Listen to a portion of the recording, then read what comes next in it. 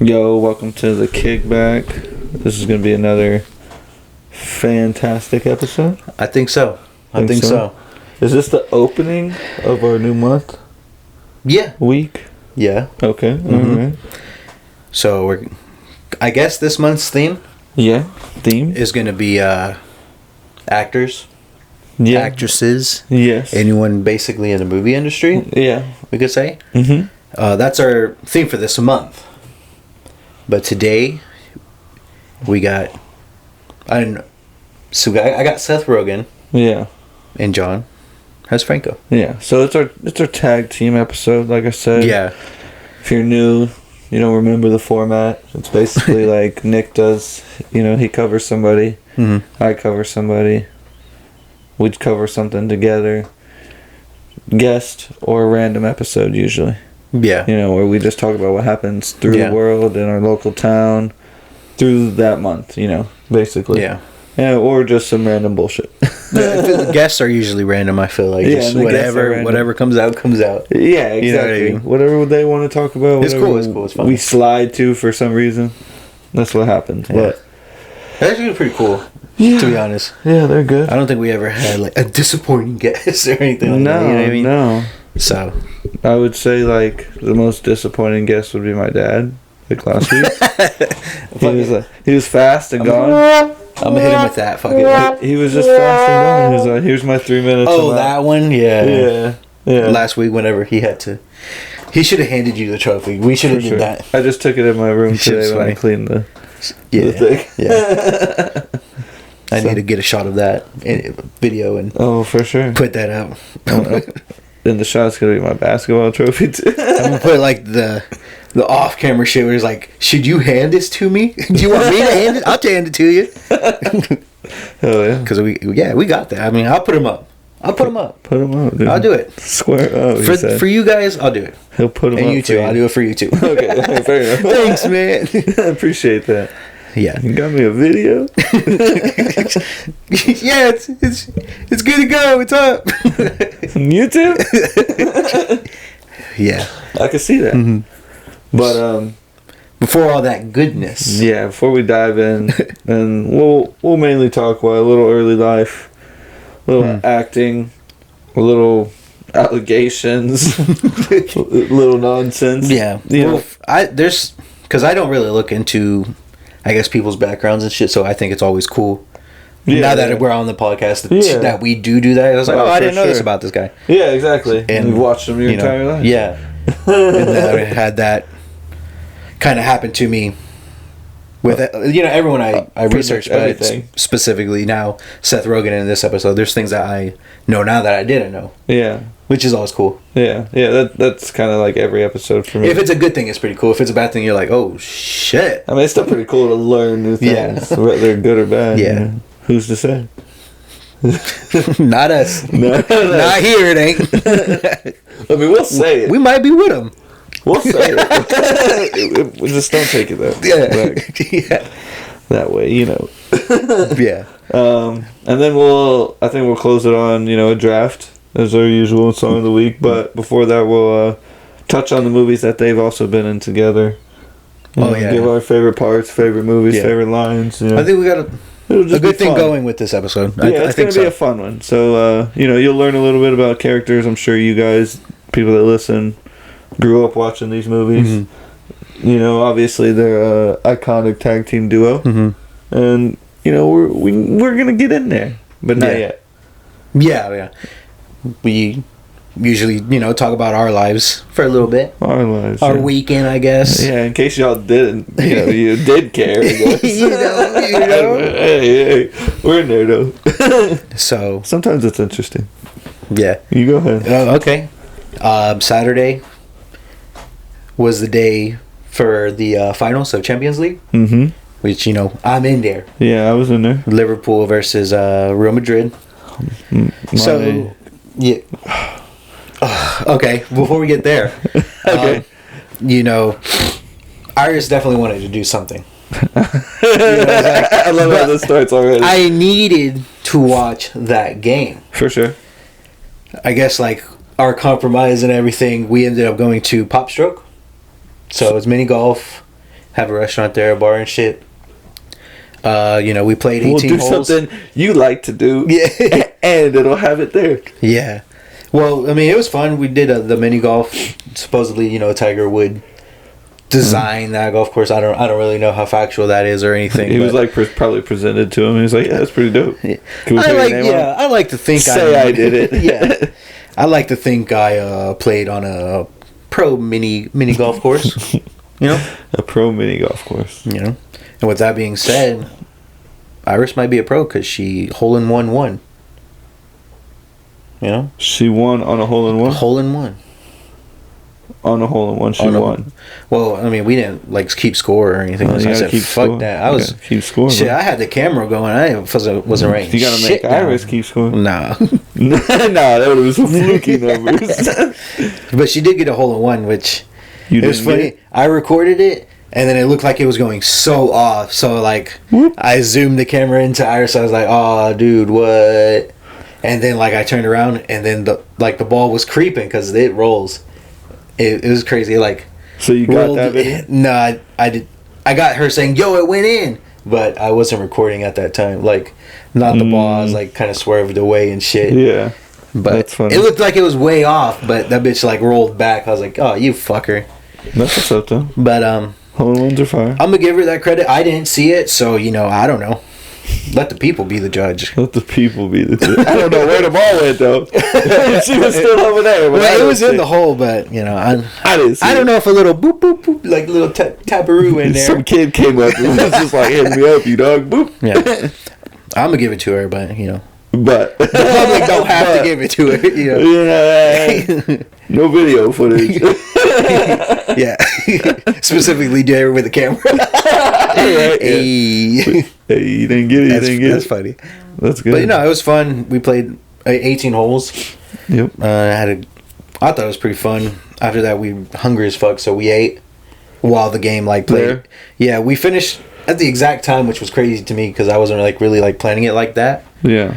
But it ended up we ate the same time we watched the game, so it was chill as fuck. It was dope. They had it on. They had 2 screens right in front of me. I was like, oh hell yeah. That had it on. Yeah. Bet. Was one slower than the other? No, that would have been funny. But there was definitely other people there to watch it and shit. Surprisingly. Yeah, for mini golf. Let's go to play mini golf and then we'll watch Champions League. There was a group that was voting for Real Madrid. Right behind us and to the side. Yeah. And anytime Liverpool fucked up, the guy was he yelled just straight up yelled. Not even. Yes. He's like, not today. I'm like, okay, not today. I'm just eating my fucking chicken nuggets. You should have got in there for Liverpool, bro. Hey, what the fuck you say, man? Pulled off his shirt as the Liverpool jersey. What? You're like Superman. No, I think me and Iris sat in the wrong section, to be honest, because way on the other side of the restaurant part, people were cheering for Liverpool whenever it was on. Yeah, they didn't say go Liverpool or anything, but you just kind of Liverpool had a good play. Yeah, hey, yeah, a little bit. Yeah, and that's what's up. A little commotion. Hey, they were over there then. They were getting it. I respect it. No, it was just a little bit oh or yeah, not a hell yeah the guy sitting beside me, but not like that bar video. Yeah. Man, that's how I was hoping. That would have been fire. The atmosphere would have been cool, but I mean, I was just chilling. I didn't really have a favorite in this fight, but who do you think was gonna win? From the rip, I know you were voting for Liverpool. But yeah, I wanted to go for Liverpool, but from the rip, I kind of knew Real Madrid just because Salah was questionable. Yeah. All the shit that's been going on with them lately, coming off of injuries, contracts. And shit. No, just all that dispute and everything, all the shit. Yeah. Mane leaving. The talks was before the finals even. That he was leaving. So I mean, it was just oh shit, Yeah, it could have been. So it was just like that. But yeah, I mean, I knew Real Madrid was gonna win, if not winning penalties. I wanted Liverpool to win. Yeah, I did. Same, but I also knew that Real Madrid, especially in this whole tournament, they've been scoring goals, especially at the last minute. You know what I mean? Crazy. And like nothing the whole game, but the last literally 5 minutes, and then overtime to whenever they tied it. You know, Crazy. So I wanted to contribute as luck. Maybe that's just their tactic always. You know, just squeeze one in. Yeah. At the last moment. I feel like that's what happened this time too. We will take all the punches and win in style. Well, you watched it's a dangerous game. You watched the game, right? Most of it. Mm-hmm. Yeah, because then they were like, "Hey, we got to go to the beach." So it's like, all right, fuck. Yeah. Liverpool definitely had like more going for them. I feel like in the game. Yeah, they had a lot of chances. I think they had like 24 shots. That's what I'm saying. They had 9 on target. Still a lot of chances. And the ones off target were completely off target. I think Real Madrid only has like 6 shots. Yeah. Maybe 8. I mean, that's all it takes. 4 on target. To go in. Just crazy. Yeah. It was a good game. It was a good game. I just remember Mane's to the corner. Yeah. And the goalie just got there. Yeah, like, we be fucking it up on FIFA sometimes, cuz. So when we pass. That's all you gotta do is just pass. And then we get pass or stand still. Or stand still. That's my tactic. Like, my tactic works for some reason. You gotta go just by standing still. Like, people run by me because they think I'm gonna do something because I've been doing something all game. And then by the time you like start to feel it, you're like, oh, they're feeling it too, probably. Yeah. Stop. That's all you do is literally stop, and they just go right by you. It's a good tactic. Yeah. Well, I mean, fuck it, give it up for Real Madrid, guys. Whack ass team, but you know they did good. Just throwing salt, you know. Yeah, a little bit. I didn't say nothing about it. Yeah, you should. You should. Good job for bitches. Yeah, we'll go with that. Yeah, I'm good with that. I fucks with that. So that's basically my Saturday. I mean, we went shopping a little bit. Oh yeah, I put stickers everywhere. Yeah, stickers everywhere. Kickback stickers. If you see a kickback sticker, just, you know, film it, send it to us. You put on your snap and send it to us. Yeah, we want to know. We'll send you a sticker. You put it somewhere. A bigger sticker. How about that? Hell yeah. So. Yeah, that'd be cool. People just sticking stickers everywhere. Yeah. We also made our way to the movies. Yeah, I remember you telling me. Yeah, which was where one of the stickers were. Coincidentally, no skateboarding sign. Yeah, look for that. We watched Doctor Strange, the multiverse bullshit. No, that's not good. Just movie was cool, but I just feel like most of the time the solution's in the beginning of the movie. If that makes sense. So it was like, oh, I know how this is gonna play out. Type of movie. Yeah, more or less. Well, for this movie, what I had a problem with, because Doctor Strange, multiverse, bullshit. Yeah. This girl from a different universe can't control her powers, ends up in this universe. Is it Phoenix? Phoenix? No. Her name, which cheer me up every time, was Chavez America. Okay. Yeah. Mexican. Or at least it looked like Mexican American. It's a good one, right? That is very fair. Who's to say it's not? They leave no wiggle room for that. I can't say you're wrong, sir. But yeah, I mean, I guess whenever she gets scared, she travels through dimensions and shit. Dope. She can't control them, and then at the end, she's like, Doctor Strange and her like kind of teamed up, and Doctor Strange was dying, and he's like, you just got to control your powers, and you could have did this the whole time. And like, you could have murdered me. First time she like tried to control which dimension she goes to and shit, like she does easily, like no error or anything. She's like, damn, I could have been doing this the whole time. Like, bitch, this is the whole movie. You could have did this as soon as y'all met. You could have been gone. And then showed us something good. Like, I don't know. To me, it was just like a complete circle. You know what I mean? Yeah, just like, yeah. There was like, she didn't train any part of the movie to like do anything. She's just like, maybe I should try to control it, and did. You know what I mean? It's just like, oh shit! I keep getting on this bike and falling off. Maybe I should try pedaling. Yeah. Oh, yeah, it worked. It's like kind of that. I mean, it was a cool movie and everything, cool concept, but like at the end, it's just like it was a complete circle. What the fuck? Which, to be honest, I feel the same way with Spider-Man. The last Spider-Man, where all three of them meet. The No Way Home one? Yeah, No Way Home. Yeah. Where all of the Spider-Mans meet. in the beginning of the movie, no one's gonna know who Peter Parker is, or like Spider-Man shit, and then he's like telling Doctor Strange to tell us like a spell, and that was like the condition of the spell. But while he was doing it, Spider-Man was like, "Oh, I don't want no one to remember me," or like he wants people to remember him, and he's like naming off the people, which is fucking up what Strange is doing and shit, like adding that shit to the spell when I don't know, but at the end of the movie, no one remembers him, so it's like the spell was for nothing. In a way, it was, I don't know. It was a complete circle. I don't know. You know, it's kind of hard to talk to you about it because you don't know any of it. But maybe I get what someone saying, gets it. Yeah, but I'm just taking your word for it. You know what I'm saying? I'm gonna agree with that. I've seen. You have to watch one of those movies. Yeah, either The Strange and just be like, it was a full circle. See if you feel that way. We might do that for maybe a random episode since it's movie month. We can. Oh shit! Instead of a random, we'll just pick a movie and watch it and then talk about it. Yeah. Yeah. Movies were fun though. Yeah. Besides that, it was a cool movie. It's just like a smidge of disappointment, but yeah, it was a good movie and shit. Like I Halloween. get it. What's up? Halloween that we all went to go see. Yeah. It was very good. A lot of blood and gore, a lot of murder. It was, yeah.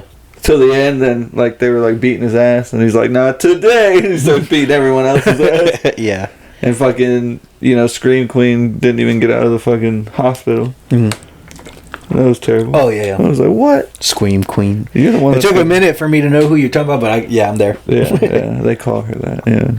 That's funny. Yeah. Fans call her that. Yeah, like because she's been in a lot of horror movies, I guess. Yeah. So, hey. Maybe she had a good scream, a good holler. Yeah. I don't know. It's very awkward, but fuck it. Yeah, so, that's what we did Saturday. Bet. Sunday, we didn't do nothing. We just watched TV. For sure. Which, are you into Star Wars? Like, you know about Star Wars? I know about Star Wars and know, like... I know you're not in there. I have general knowledge about many things. Yes. That's your fucking saying. I have general knowledge. I'm not lying. Ask me some, normal Star Wars thing. Maybe just quiz you? Yeah, give me a quiz. Give me a couple things. Normal. Don't go too deep. Who's Darth Vader? I know that's Luke, right? No. No. What's his name? Obi? No. Who the fuck? Anakin. Okay, yeah. Sorry, the names aren't there. Yeah. I know it's one of the good guys, though. Yeah, it was one of the good guys. Yeah, he's the one that's driving the little, the spaceships, the race, right? Yeah, that guy. Yeah. Okay. Okay, I know that. Okay. I don't know the names. I don't know to give that to you or not. I feel like you somewhat. I'll give you half a point. Half a point. I'll take half a point. Give me another one. This one might be too far out there, but oh shit! what was the first planet that got destroyed by the Death Star? Oh, so Alderaan. My guy. Hell yeah! I knew that. That's respectful. That is respectful. I know many things generally. This podcast is just going to be me questioning John. We should have a small side. This is very general, dude. Of general knowledge about everything. Yeah. Small. Today's general knowledge. I'm gonna quiz John on this. We just do a 5-minute fucking podcast of that, and that's it. It just blows up, and people are like, quiz him on this. That'd be cool. If you want me to quiz John on something, let us know. We'll start send it into us, and I'll quiz the fuck out of him. It'll be like a segment instead of an ad. It's like John's trivia. Oh yeah, that'd be dope. Hey, we in there. That'd be cool as fuck. And then we gotta get some for you. Like that too. Hey, don't put me in that shit. Hey, I don't want to be quiz. I know little about many things. It's the exact opposite. Yeah. There we go. All right, give me one more. See if I know anything. I'm a little afraid because it was riding high right there. Okay. Might drop me back down. I want to try to drop you down, but it's just like do it. I'll give you probably another easy one. I got two more for you. All right, two more. Okay. I like that. What does Han Solo drive? Okay, he's the one that sent us to Chewbacca, right? Yes, sir. It's not the Millennium Falcon, right? It is, dog. Oh, okay. Right. Ding, ding, ding. Turn it. Hey, I'm in there. You need 3 to pass the quiz. That's all I get a half. I like that. Hopefully you get another half. Hey, that's all I'm aiming for right now. All right, so I was in there. General knowledge. It's like you get the name just slightly wrong. Okay. I feel like that was a thing off Adventure Time, where like there was a person that had general knowledge about anything, and he was like, he would be like, Flynn. He's like, it's Finn. He's like, see, I know generally about many things. I know what your name is somewhat. You're somewhat of your name. Yeah, and it's Jack. Phil or Jack or something like that. Yeah. All right. Give me the last one. For all the marbles. For all the marbles. Oh, God. Riding high right now. Just do it. Damn it, dude. Okay. What system was Yoda hiding on? Like solar system. You son of a bitch! Yeah, I'm not there. Okay. Give me what it starts with. Like a letter. I think it's D. It's not like an actual word, so you know. Oh, yeah. I mean, like, is Alderaan a real word other than the name of something? No. See? D. Okay. Okay, how about what planet was Luke raised on? Luke.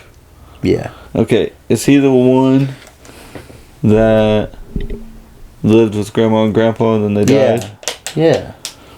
I don't think that was Alderaan, right? Nah. No, it wasn't, right? That was Leia. Okay. I feel like I know this, too. I feel like once I say it, you'll be like, oh. What does it start with? This is the half. The T. It starts with a T. Half point. For the half. For the half. T. To get 3. Damn. I'm blanking. That just works. I just think of the 2. I don't think of what I'm supposed to be thinking of. I don't know. Okay. Yeah. It's Tatooine. Tatooine.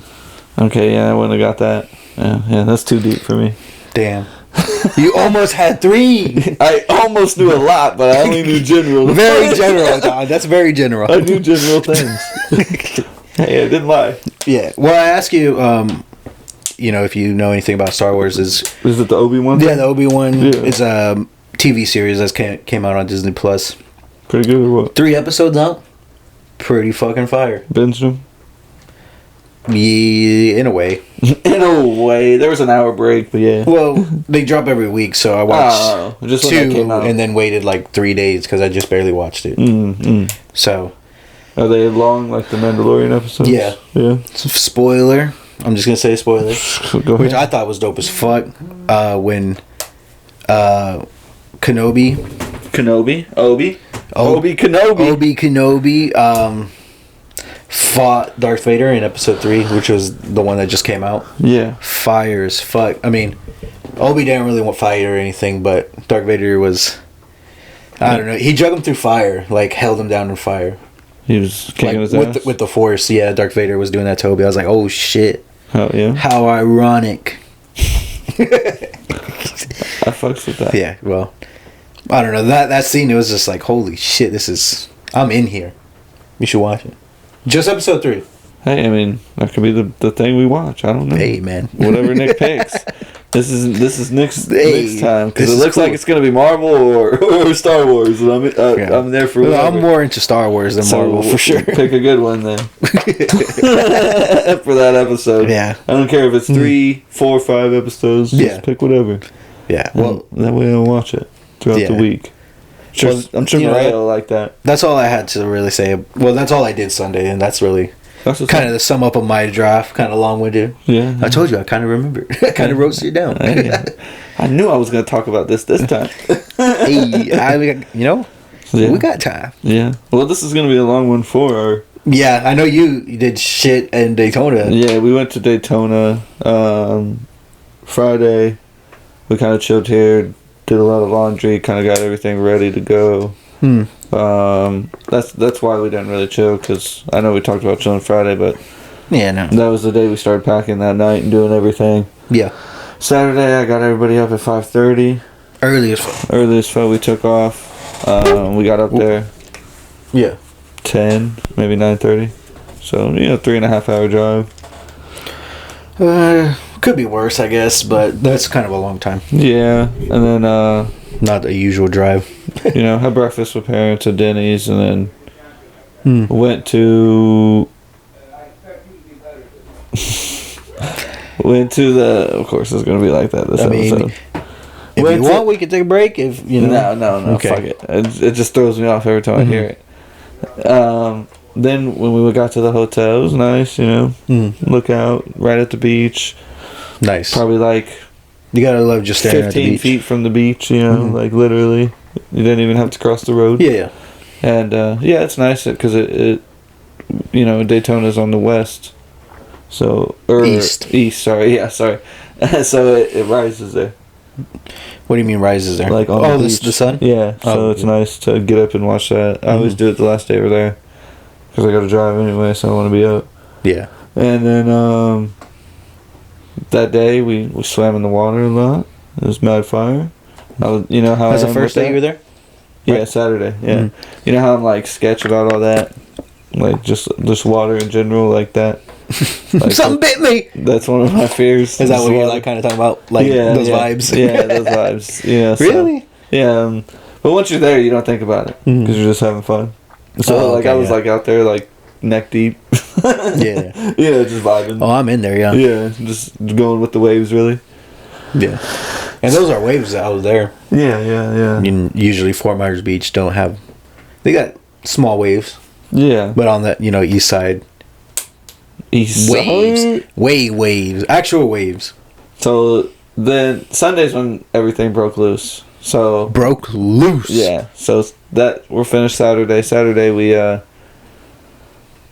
at the pool a little bit, vibe there for a little bit. Hella crowded. Memorial Day weekend, hella crowded. Yeah. A lot of people. Yeah. Then we went to the liquor store across the street, see if Mitch wanted to hang out, play some golf the next day, because Sunday we ended up golfing. Sunday? So Saturday was pretty much a chill day. They cooked burgers. We just kind of hell yeah vibed at the hotel, went swimming twice. We did go to the store to get like groceries. Yeah. And we bought Sophie and Trey boogie boards so they could do the... Oh, those are lit over there? Yeah, so they could do the waves. So that's what Sophie was doing the whole time. Yeah. That was her vibe. She was like, this is mad vibey, bro. So I can see that. Yeah, we did that. So she was just... Because she's light, so she just shoots with him. Yeah. Trey, he dyed his hair red, so he was like leaking. For real? Yeah. Damn. Like, I mean, it looked like blood in the water, and I was like, man, we got sharks around here. Chill the fuck out. I'm gonna push you. That's crazy. So Mom went and got him wave caps. Yeah. Oh, yeah. So they were both like capped up. Cause it was funny. Mary got mad because I was like, you look like a condom, Trey. I like that. That's a good joke. You look like a condom. You look like my dick. I'm sorry, guys. It was funny. It was funny. But so Sunday, get out, go swimming like normal. We're out there and two naked bitches walking by and just chilling. Naked? Like 100 feet from us, and like strictly like you from that far you think you're seeing everything. You know what I mean? And it looks like everything for sure. But Mariah said, we're all freaking out besides Trey. Trey's like, hey yo, what's good, B? My head look like a condom. Stupid. Good. Just take this bitch off and use it down there. Oh god. Well, they walked past us, and come to find out it was just like super skin tone. If like 100% of their body was showing being naked, they were probably like 98% showing there was probably like 2% of cover. Mm-hmm. On their body. So and it was like skin tone. Yeah. So there was like no, same thing. So that started off. We're like, oh shit, it's gonna be a crazy day. Yeah, it's gonna be it's a wild one. We got called in, because it was time for me and Pops to go golfing. Mm-hmm. While golfing, you let me know those things were up because we were doing 18 on these courses. The course was mad hard, bro. Damn. It was beautiful, like no blemish on the tee boxes. Yeah. The greens, oh my god, you tap that bitch will roll 40 feet. It's like how a golf course should be. Yeah, like, but it's so difficult because, like, you never hit on, greens like that, and those greens ran so fast. I mean, it was crazy. Yeah. Damn. And the guy that we talked to, like, just randomly, like, while we were paying, he's like, I'm from Colorado, I've never been here either. And he was like, I just played the front 9, and it was pretty easy to read. Well, there was 2 courses, an easy course and a hard course. Well, yeah. Of course, Dad's like, yo, let's do the hard course. So we did. Yeah, it would be hard. Yeah. So, it checks out. Well, what was hard about it for us is, like, I feel like I'm pretty decent at putting the ball in the air with, like, the pitch and wedge and things like that. My dad's not. So it was very hard for him because there were sand traps everywhere. So it was like maybe as wide as this room, 20 feet, 15 feet of, like, green work, and you had to go up about 5 feet to get on top of the green. So it was very difficult. Every hole was like that besides like one. Yeah. Very difficult and just surrounded by sand traps and water everywhere, and very hard. But I did shoot a 97. I'm good with that. I was like 25 over. 27 over. I feel that. I feel that. I'm okay with that. I was okay with that. Nice. That's a little over bogey golf, being 18 over. Yeah. I'm good with that. I'm especially on a hard course. I've never been there, so I think that was like a little bit of a fresh benefit. Yeah. Like, I don't know how hard to hit, so I'm kind of just strictly guessing when I feel like I play at the courses I do all the time. I'm like trying to hit it with this, instead of just like letting it fly. Yeah. Then we got back. My Uncle Jimmy came up. Good old Uncle Jimmy. Saw Pops for a minute, then dipped. He didn't even come up to the hotel, but it's alright. Yeah, yeah. He popped. He's not a lingerer. Uncle Jimmy came and saw us. So what goes down. Yeah, shouts out. So then we go down the boardwalk. Okay, we're walking down the boardwalk. Same thing. We were like, oh my god, this bitch is naked. Like, again, same bitch. Us. No, some like super white girl. Maria pointed out. Super white, like ghostly like white? Me, oh, okay. Yeah, ghostly white. I mean, I got you ain't ghostly white. Not anymore. I seen whiter. Not anymore. Oh, yeah, you spent the weekend in Daytona. I forgot you. Hey, I'm pretty bad now. I used to be. Look at that. Yeah, I see it. I was like, oh shit, you right. I used to be. So, yeah. So then again, it was just skin tone. We're like, damn, there's like kids everywhere, and like, So we played the boardwalk for a while. We vibe. We're all playing games. I set high scores on the Orlando Magic, basketball game. Ooh, shouts out. Yeah, 87. Previous was like 62. Damn. I was like, I'm in there. And then the Heat one was 92, and I put it to 100. Yeah, so both. Race Maria kicked her ass. Yeah. Fast and Furious? Race, no. Did you see that? Yeah. Yeah, I was like, disrespectful. Like, why were you even I ain't playing this game. Look at this franchise. I don't even want to kiss you right now. I don't support this. You're disgusting. Take a shower before you touch me. All that filth. I felt disgusting. That's funny. And then I think it was like some four-wheeler one. It was weird. Like, you hit your turbo and like it would spray you with air. Yeah. You're like, fuck, dude, didn't expect that. Oh, it literally blows air. Oh shit! I thought you mean it's like when movie theaters were trying that thing for a while, Yeah. Or you go to one of Busch Gardens or something. It's like 4D or whatever it is. Yeah, it's weird. You just vibe. Sophie won a bunch of tickets. Trey won a bunch of tickets. They got a bunch of shit. Trey got 2 sleeves. Arm sleeves. Of like temporary tattoo? I don't know what you mean. But like, sleeves. It looks like that, yeah. Uh-huh. But sleeves that you put. Oh, it's like actually, like you can take them off? Yeah, okay. Yeah. Oh, okay, yeah. So 4 homies walking towards us. We're like, oh my god, little man is tatted, bro. And then he got closer and was like, oh shit, I thought little man was tatted. I was about to say, that was the coolest thing I've ever seen. The guy said that? Yeah, some random dudes just walking by. I talked to more random people in Daytona than I have, like, here in the Bay ever. I gave directions, like, once. At a gas station. Other than that, I didn't talk to people, like... Unless I had to, because you're like the waiter or something. Yeah, the waiter. And then, so we're heading back. We're stopping at the pizza place, right? Some lady's in there crying that someone took her order and now she don't have money to feed her kids and blah, blah, blah. And just going off. It's real crazy. So they sit outside, Mom, Maria, Sophie, and Trey. While we're just right there getting the pizza, doing our orders, blah, blah, blah. The guy, he's like firing people on the spot because they don't even know how to wrap a sandwich that's in there. Like, it's very like like all the ovens that's in there, it's so hot. Like, even if he had AC, it wouldn't work. Yeah. Like, it's that hot. Yeah. So everybody's like beating down. Oh yeah, it was crazy. Like, they were ready to fight and not to fight. Like, it was like, yeah, what the fuck is going on today? Star. First of all, yeah, basically world's busiest. Yeah, shot, especially with this girl. They were like, she said she was coming in with a gun. Blah blah blah. Like, it was just mad, like... Damn. Yo, give me my pizza. Give me my pizza. Yeah, like, mad shit was going down. And, I guess he was like, yeah, that bitch does that, like, every week.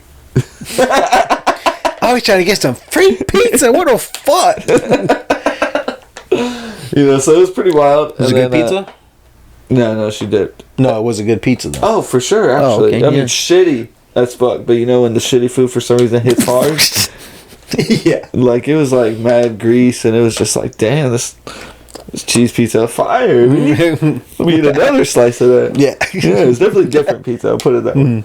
Well, anyway, while we're in their way, and I guess Maria was like, "Yo, there's some lady over there in her underwear and a jacket." Hell yeah! And like 2 guys walk up to her and they go dip somewhere. Hell so yeah. they like Sophie, Trey, everybody was like, "Hey, you hug her." Like, it was mad, like a lot of mad vibes, and it was only like 8 o'clock. It's only 8, goddamn. Yeah, hoes come out at 7 over there. That's what I'm saying. Yeah, like, for sure. Like, drug people walking everywhere. Yeah, someone was like stopped and looked at Trey's hair. Was like, "Hey, his hair looks like this guy's chest. He got burned." Ah. And then he was like, "Where y'all from?" Like, talking to us, and I was like, "Down south." He's like, "How far south?" I was like, Fort Myers. He's like, "Oh, better than here." And I was like, "Yeah." I mean, I was like, "What do I say to that?" And I was like, "Yeah, I guess." I don't know. I've never been to Daytona. I can't make that judgment. I mean, the hoes come out. What time the hoes come out at Fort Myers? We walked by like 2 gentlemen's clubs. Oh shit! On the pier too. Like, hell yeah. Yeah, it's a lot of shit going on there, man. Daytona's a busy place. A lot of homeless people. Very busy place. Yeah. A lot of rich people. Cool. Very diverse. Very diverse. We were sitting there, like, just on our balcony, and we could hear at the beach, like, people were fighting. Like, fist fighting and shit. Yeah, beat his ass! It was more like, beat her ass. Beat her, oh God, like, bitch fight? God, no. Like, some guy was beating the shit out of some lady. Yeah, pushed her in the water and everything, tried to drown her. Cops showed up. Damn. And shit. Yeah. Yo, you wilding on your vacation. I didn't do nothing. I was there. Your vacation is just like full of world star moments. Dad said, because like the hotel was like, oh, only 1 parking spot per room. Fuck that. So Dad was like, oh, I lost my tag, and he gave me his tag and went and just got another tag and put it up. So we parked there. Because they don't check it. They just look, make sure you got a tag. Yeah. So that was good. We parked there all weekend. I was like, hell yeah. That's choice. That's choice. It was tight. Mm-hmm. Other than that, like, my phone, for some reason, I don't know if it was the service or what, but it just, maybe it was Anchor that was fucking up. Mm-hmm. The last episode, if there was some extra audio at the end on one part, it was because I couldn't edit shit on it. I didn't notice if there was or not. Yeah, there was the one thing where it was like, man, it's hot as fuck, or something we said. I believe it. I believe that statement, though. Yeah, but it was like something like that. So, and I just couldn't edit. Like, I was having trouble. Like, literally, it took me like 3 hours when usually it only takes me about an hour and a half, depending on what I have to do. Yeah. And it's just like, man, I was panicking. So I was like, all right, we're walking down to the pier. while I'm like trying to edit an audio lab, like trying to figure it out because Yeah. like I've never used it. And it's like a 2-frame one, and it's like, yo, oh my god, like I'm just playing with like a small clip trying to figure it. It was terrible. Yeah. But I finally got at least the front parts of them, and I was like, we usually end it right after. If there's any sound, fuck it. I couldn't edit it anyway. Yeah. You know, like, we'll scrap that one on this week, blah, blah, blah. So I got that up, and it was just a stressful day, honestly. The only good thing was playing golf and me doing a good game, but other than that, like, we just saw hella shit that we didn't want Sophie to see. That's fair. That's very fair. Like, exactly why we moved from there when we lived there for 4 or 5 years. It was basically from Sophie's age and a little up that we lived there. Oh, yeah? Yeah, so that's why we moved from there. It was like, hey, there's too much shit going on. It's a respectable choice. Yeah. So. But eventful. Yeah. The drive home was tight. I didn't have to poop. Usually I have to poop, and there's nowhere to stop. Shitting on the road is the worst. Yeah. Oh, for sure. Yeah, we ate McDonald's a lot. For sure. Yeah, I mean, it was a fun weekend. Yeah. Very Yeah, it's pretty fun too, yeah. Yeah. I think we both kicked it, chilled. Hell yeah. Kind of did what we wanted to do. Yeah, pretty much. And then, I don't want to spend too much time on it because it's very long-winded already. Yeah. It's going to be a long episode, but hopefully in the future we have some fun weekends. We're trying to plan. Oh man, I'm so down, bro. If we're not even gonna say it. If you're talking about what I think you're talking about, yeah. So dude. Like, hopefully you guys hear about that. But I guess without further ado, we'll take a quick break and then come back with Seth Rogan and James Franco. Yes, sir.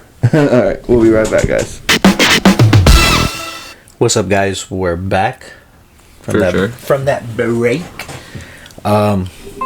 We're going to get into the Seth Rogan and James Franco. How we're going to do it is, we're going to kind of go back and forth. Yeah. Like just to keep it on the same page. Early years, kind of mid, and then later kind of thing. Exactly. Could maybe branch off a little bit from there, but for the most part, that's how we're going to break it down. I'm going to go first with Seth Rogan. For sure, because I'm eating these Altoids. Yeah. He was born on April 15th, 1982, in Vancouver, Canada. He's Canadian, eh? Hey? Eh. His parents... It's funny. He was. He was a funny Canadian. His parents were named Sandy and Mark Rogan. Sandy and Mark. Very white. Yeah. With a sister, Dana. Which, his upcoming was Jewish. He went to a Jewish school. Yeah, you could tell. There was a story that he took up karate for about 10 years.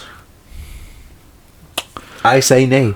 I agree. Yeah, so that's apparently one thing. I mean, I don't know how fat. He said... I don't know how fat. He's pretty fat for karate. I don't see him doing karate, but, But we didn't know him. Who am I to say? Well, actually, whenever he was younger, he wasn't, like, fat, really. Okay, all right. He got fat. Yeah, at the age of 12, he chose to do stand-up comedy, which is young as fuck. 12. Damn. Right? Like, at least, like, trying to cojones. do... Cojones, for sure. His earlier jokes involved, like, bar mitzvahs he went to, and his grandparents, and, like, camp counselors, basically, like, young-ass, like, stupid shit. Yeah. I did, like, listen to, like, a 5 or 10 minute video of his stand-up. It wasn't relatable to me. It's like very Jewish. Like he talks about his like religion and shit. So which, I mean, I guess some of it's funny how he lays it down, but it was like very slow paced whenever I listen to it now. Yeah. Like recently. Maybe at the time it would have slapped. It probably did to them. I mean, yeah, anyone Jewish, we're going to be like, huh, that's my grandma too. It's a Jew thing. Yeah. Apparently at 13 years old, he had a rough draft of Superbad. Sounds about right. He also placed second in the Vancouver Amateur Comedy Contest at 16 years old. At the age of 16, he won Amateur of the Year for Canada, eh? Hey. It's a lot of like.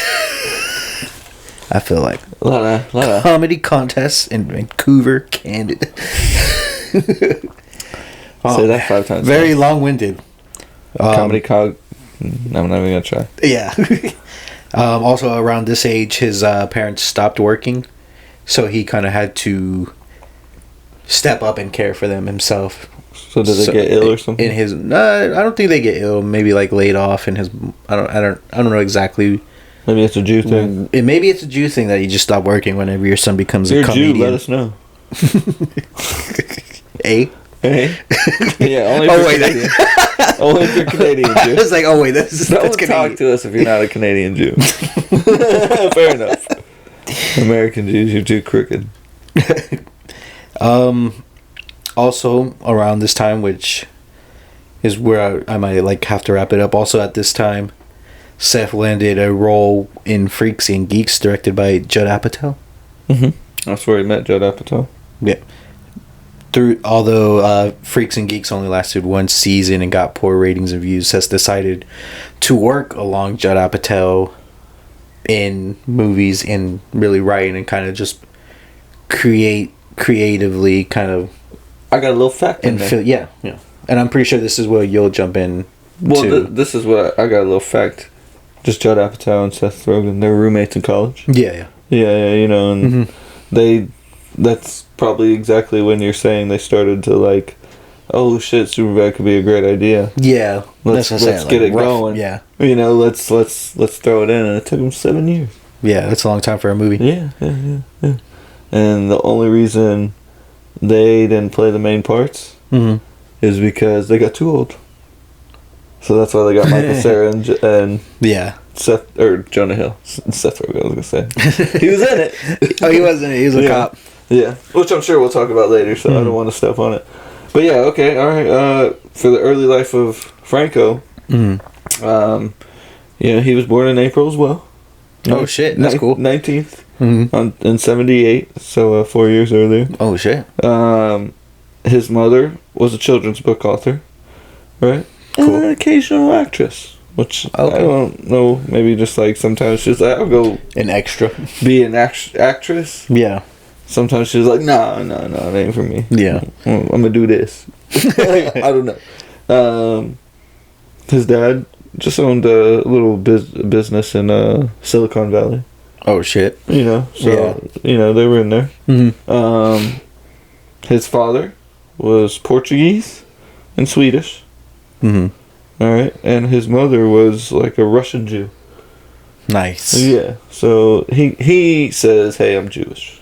I see that. That's what he says. I'm Jewish. That's what he says. That's what he claims. You know, he's Jewish. His paternal grandmother.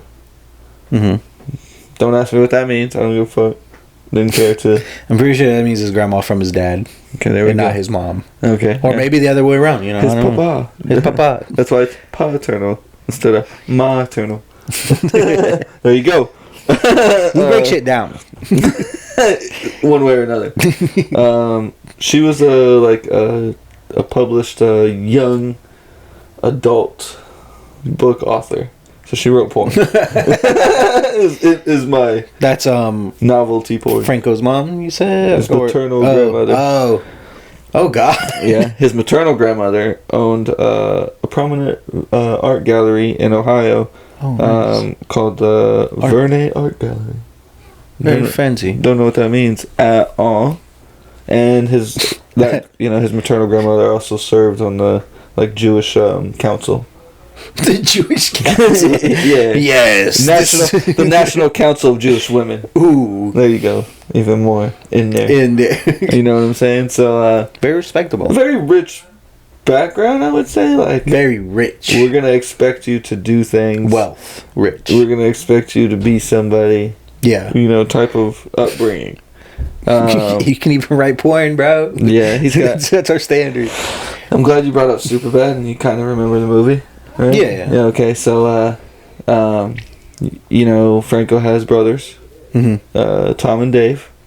Yeah. Okay. Well, Dave's in Superbad. Is he? Yes. Okay. Damn. So, do you remember the part where they're standing there talking? You know, Seth and Evan.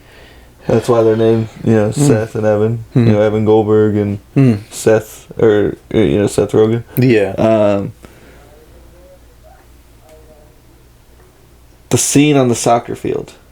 When he's like, oh yeah, what the hell, Evan? Yeah. He's like, calm down, Greg. It's fucking soccer. Yeah. I remember that now. I do remember Greg that. is James Franco's brother. Yeah. Yeah. So, and he hits him with the like grow up, man. Yeah. And he's like, why don't you go piss your pants again? He's like, it was 8 years ago, asshole. Like, people don't forget. So yeah, that's quick. Yeah, it's a little. That's pretty cool. Tidbit, just because you brought up Superbad. I was gonna bring it up later when we talked about Superbad. Yeah, but Yeah. Well, I mean, I don't really have. Oh, yeah, I got more. He graduated from high school in '96. Probably about the same time Rogan was going to college. And he went to the CSSSA.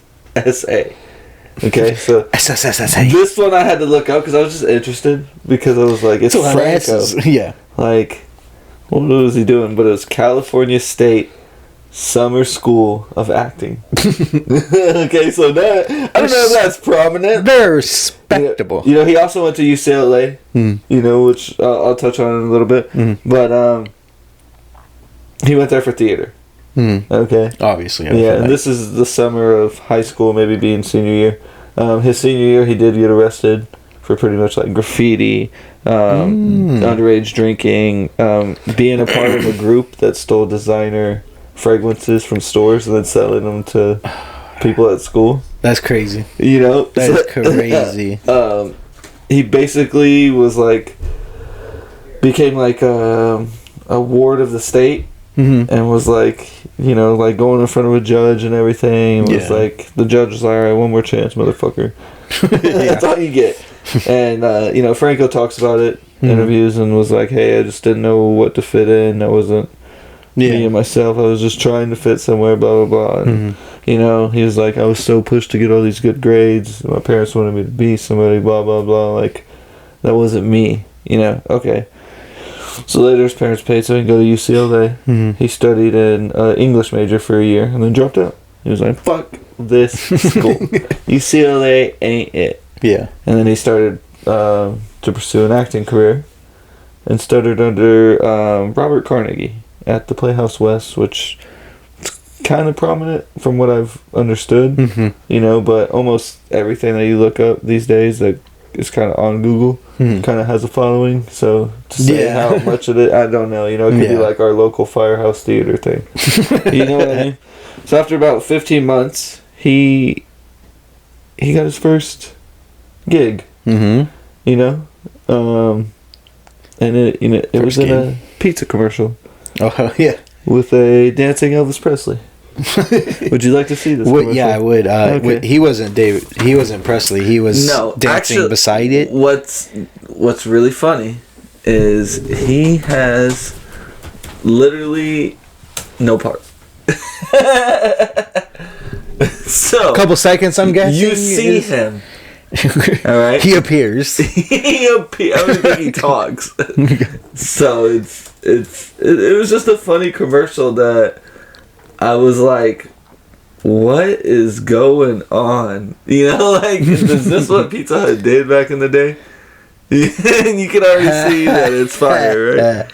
So we're gonna let this play. I'll bring it up on the big screen. This is Monday.com CRM. A CRM you'll actually want to use. We got some ads. All your leads in oh one my place. God, that scared me. Manage. All right, here we go. Hey, I heard it. Elvis, the king Oh, there he is. has come back. The first one? Yeah. In the line? Oh, he said, right. Doing the twist. That ain't the way it's gonna be. I'm on my own and I am free. Seems everybody's going to Pizza Hut for the Edge Pizza. After all, where else can you get these 16 pieces of pure pulchritudinous toppings? Toppings look fire though, right? Makes you want a pizza. Hey. Thank you. Thank you very much. That was it. I wanted to see him at least dance. No, he didn't do nothing. Like I said, he didn't do nothing. But that was his first paid role. Very anticlimactic. For sure. That's what I wanted it for, to be honest. That's what I was in there for. For the listeners, he was only there in the beginning with, I guess, 2 seconds. A group talking about Elvis Presley at Pizza Hut. yeah. And then it shows everyone dancing at Pizza Hut. Just random bitches. Just no more Franco. It was very, but like I said, that's disappointing, man. It was his first paid role. So he was in something. I guess respectable if it's first paid role. Yeah, because he's trying to break through. You know, his parents were yelling at him, blah, blah, blah. His first breakthrough came, 2 years later, in 99, where he landed a star role on the short-lived, comedic, gang-related, not gang-related, but, like little group show called Freaks and Geeks. Okay. Like a little cult dramatic. Yeah, it felt... I haven't seen it before. Yeah, so cult following. I got a story of where I started it the first time I've ever seen it. So we're chilling in school, right? Normal day in math class. In actual school, right? Actual school, actual high school. And Mr. Broccoletti's like, I don't feel like teaching right now. You guys want to watch some Freaks and Geeks? And we're like... Mr. Brock, what's Freaks and Geeks? And you know Mr. Brock, right? Okay, he hits you with the... And his fucking whole jaw shakes like a chicken. So he puts it on and, we all kind of vibe to her. Like, this ain't bad. Because we realize that it's Seth Rogan and James Franco. Yeah. And we're like, oh, shit. Because this is like time of Pineapple Express. Yeah. Time of, like, we're knowing who these people are. And so that was the first place I watched it, and we ended up watching all 18 episodes, me and Maria, at one point. And it's not bad. It's kind of like Malcolm in the Middle-ish. Yeah. It's got a whole separate group of the nerd friends, which you recognize them. Yeah. You don't know what the fuck they've been in, but you know who exactly these people are. Yeah, I've never seen it. But it's alright. Like I said, it's alright. Might have to get a montage of the funniest. James Franco wears like a leather jacket. Yeah. It's real funny. I can see him doing that. So it's just good stuff. I guess before I pass it, I'll just keep going a little bit on him. Okay. Unless you want to take it from there. You can go. Yeah, might as well keep the flow, then just go back and let you finish out your Rogan stuff before we get to the movies. Does that sound good to you? Yeah. Alright, so, acting career, I'm going to save that for the end. Okay. When we go through, we're going to talk about our favorite movies and, like, the ones we know that they're in, together. I'm going to save that for then because he's got a big-ass list. Yeah. I mean, a huge list. So I'm just going to talk on a little bit about him that you might not know. So that's his bringing up into acting. Yeah, this is just some other stuff, So like I said earlier, his religion. Okay. He describes himself as Jewish. And he likes the idea that religion as a source of community. Yeah. That's why he likes religion, because it brings people together. Yeah, you can say it. So he was asked if he was a believer, and he responded, in God? I don't know. Yes. To a certain extent. It's a complicated question. So my guy is religious with no belief in God. And he's a Jew. I don't know. This does not fit. I'm just saying, like, he's not... Yeah. There's no puzzle pieces that intertwine like that, He's like his own special puzzle piece. Yeah, he got, like, 2 pieces of... Yeah. 2 different puzzles. Yeah, so it's just weird. It's just really weird. He was also asked because of, this in his movies, he's often portrayed as like a bisexual man or gay guy and very out there, so that's often brought up. And he says that in his 20s and 30s, they used to define homosexuality, right, by how you acted, not by who you slept with. He goes on to say sailors used to fuck guys all the time, but if they asked masculine, they were still considered not gay. Yeah. So he says, he likes to think that with art and the world and things like that, he's gay. But not sexually. That's an interesting take. That's definitely an interesting take. It's just, he's full of weird little takes here and there, and they got me puzzling, like, like, why is this? This is weird, man. We need to get tripped up and like read quotes of him. Oh yeah, we should do that with a lot of Dude, people. what? Yeah. Oh, just like read like Elon Musk headlines and shit. Yo, bro, that'd be fine.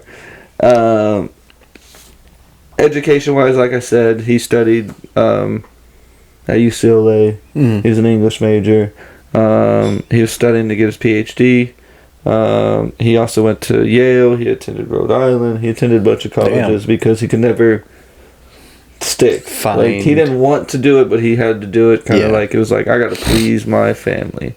I got to do all this type of shit. That's crazy. You know, so he was conflicted, you know, but to me it's almost like a movie. You know, like where like, I have to do this because I need my parents' approval, you know. Yeah. So just like one self-worth of those, kind of thing. Yeah, so he kept going back, but he'd always go back to different ones, and you know, depending on where he was in his career, blah blah blah, like that. Other than that, you know, he did finally go back to his alma mater, UCLA, and finish. You know, got the degree he wanted, the PhD in English. Oh, okay. You know, an English major type of deal. So you know, he's good there. That's and they cool, put a I little guess. thing because he became an A-lister, you know. Yeah. I think he's got a little road there named after him, you know, Franco Road or something. That's cool. You know, just because he became who he became. Yeah. Alright, so that's all good stuff. Let's get into some not good stuff. Okay. Alright, you in there for some not good stuff? You want to let me slide in here real quick. Alright, slide in. Okay, so then I'll get in some not good stuff.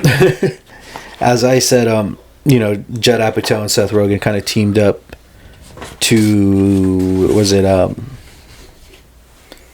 After Freaks and Geeks, which Judd Apatow kind of made or produced or written or something like that, and casted Seth Rogen. Seth Rogen kind of followed Judd Apatow like creatively, and like kind of like he took him under his wing. Seth Rogen studied under him. Yeah, and apparently he became part of like a frat pack of who hung out with Judd Apatow, which Paul Rudd was one of them.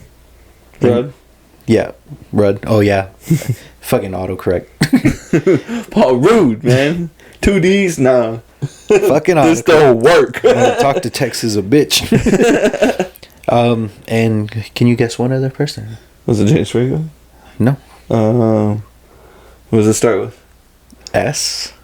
S. That's the first name? Uh-huh. It starts with an S. Is it someone I know? It's your guy. My guy. Who's my dude? What's the second letter? It's Steve Carell. oh, man. That's my guy. I fucks with Steve. So, you know, they kind of all... I was trying to think of that, like, group and who's named with an S. And, like, for some reason, Right. like, Craig. And I was like, Craig doesn't start with an S.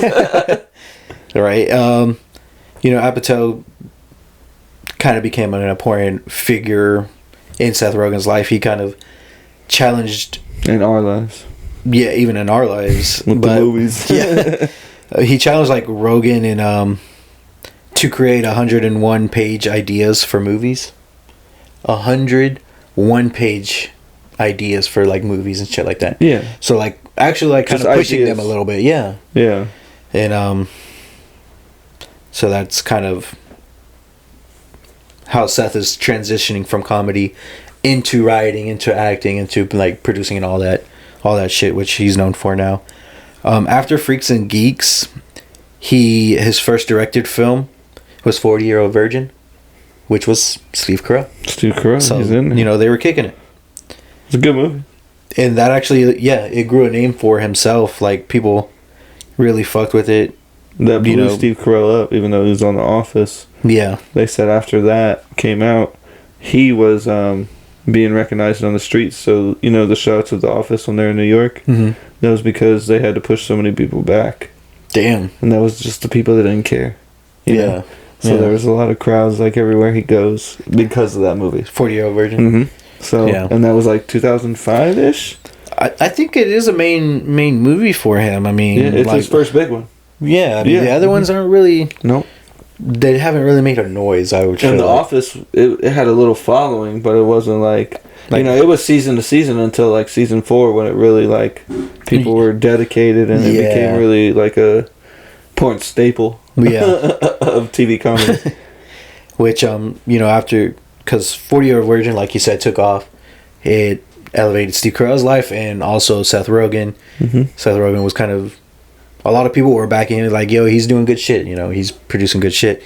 His next video or movie that he made, which I think he like either wrote or produced, but he also played in, was Knocked Up. Knocked Up. It's a 2-hour movie.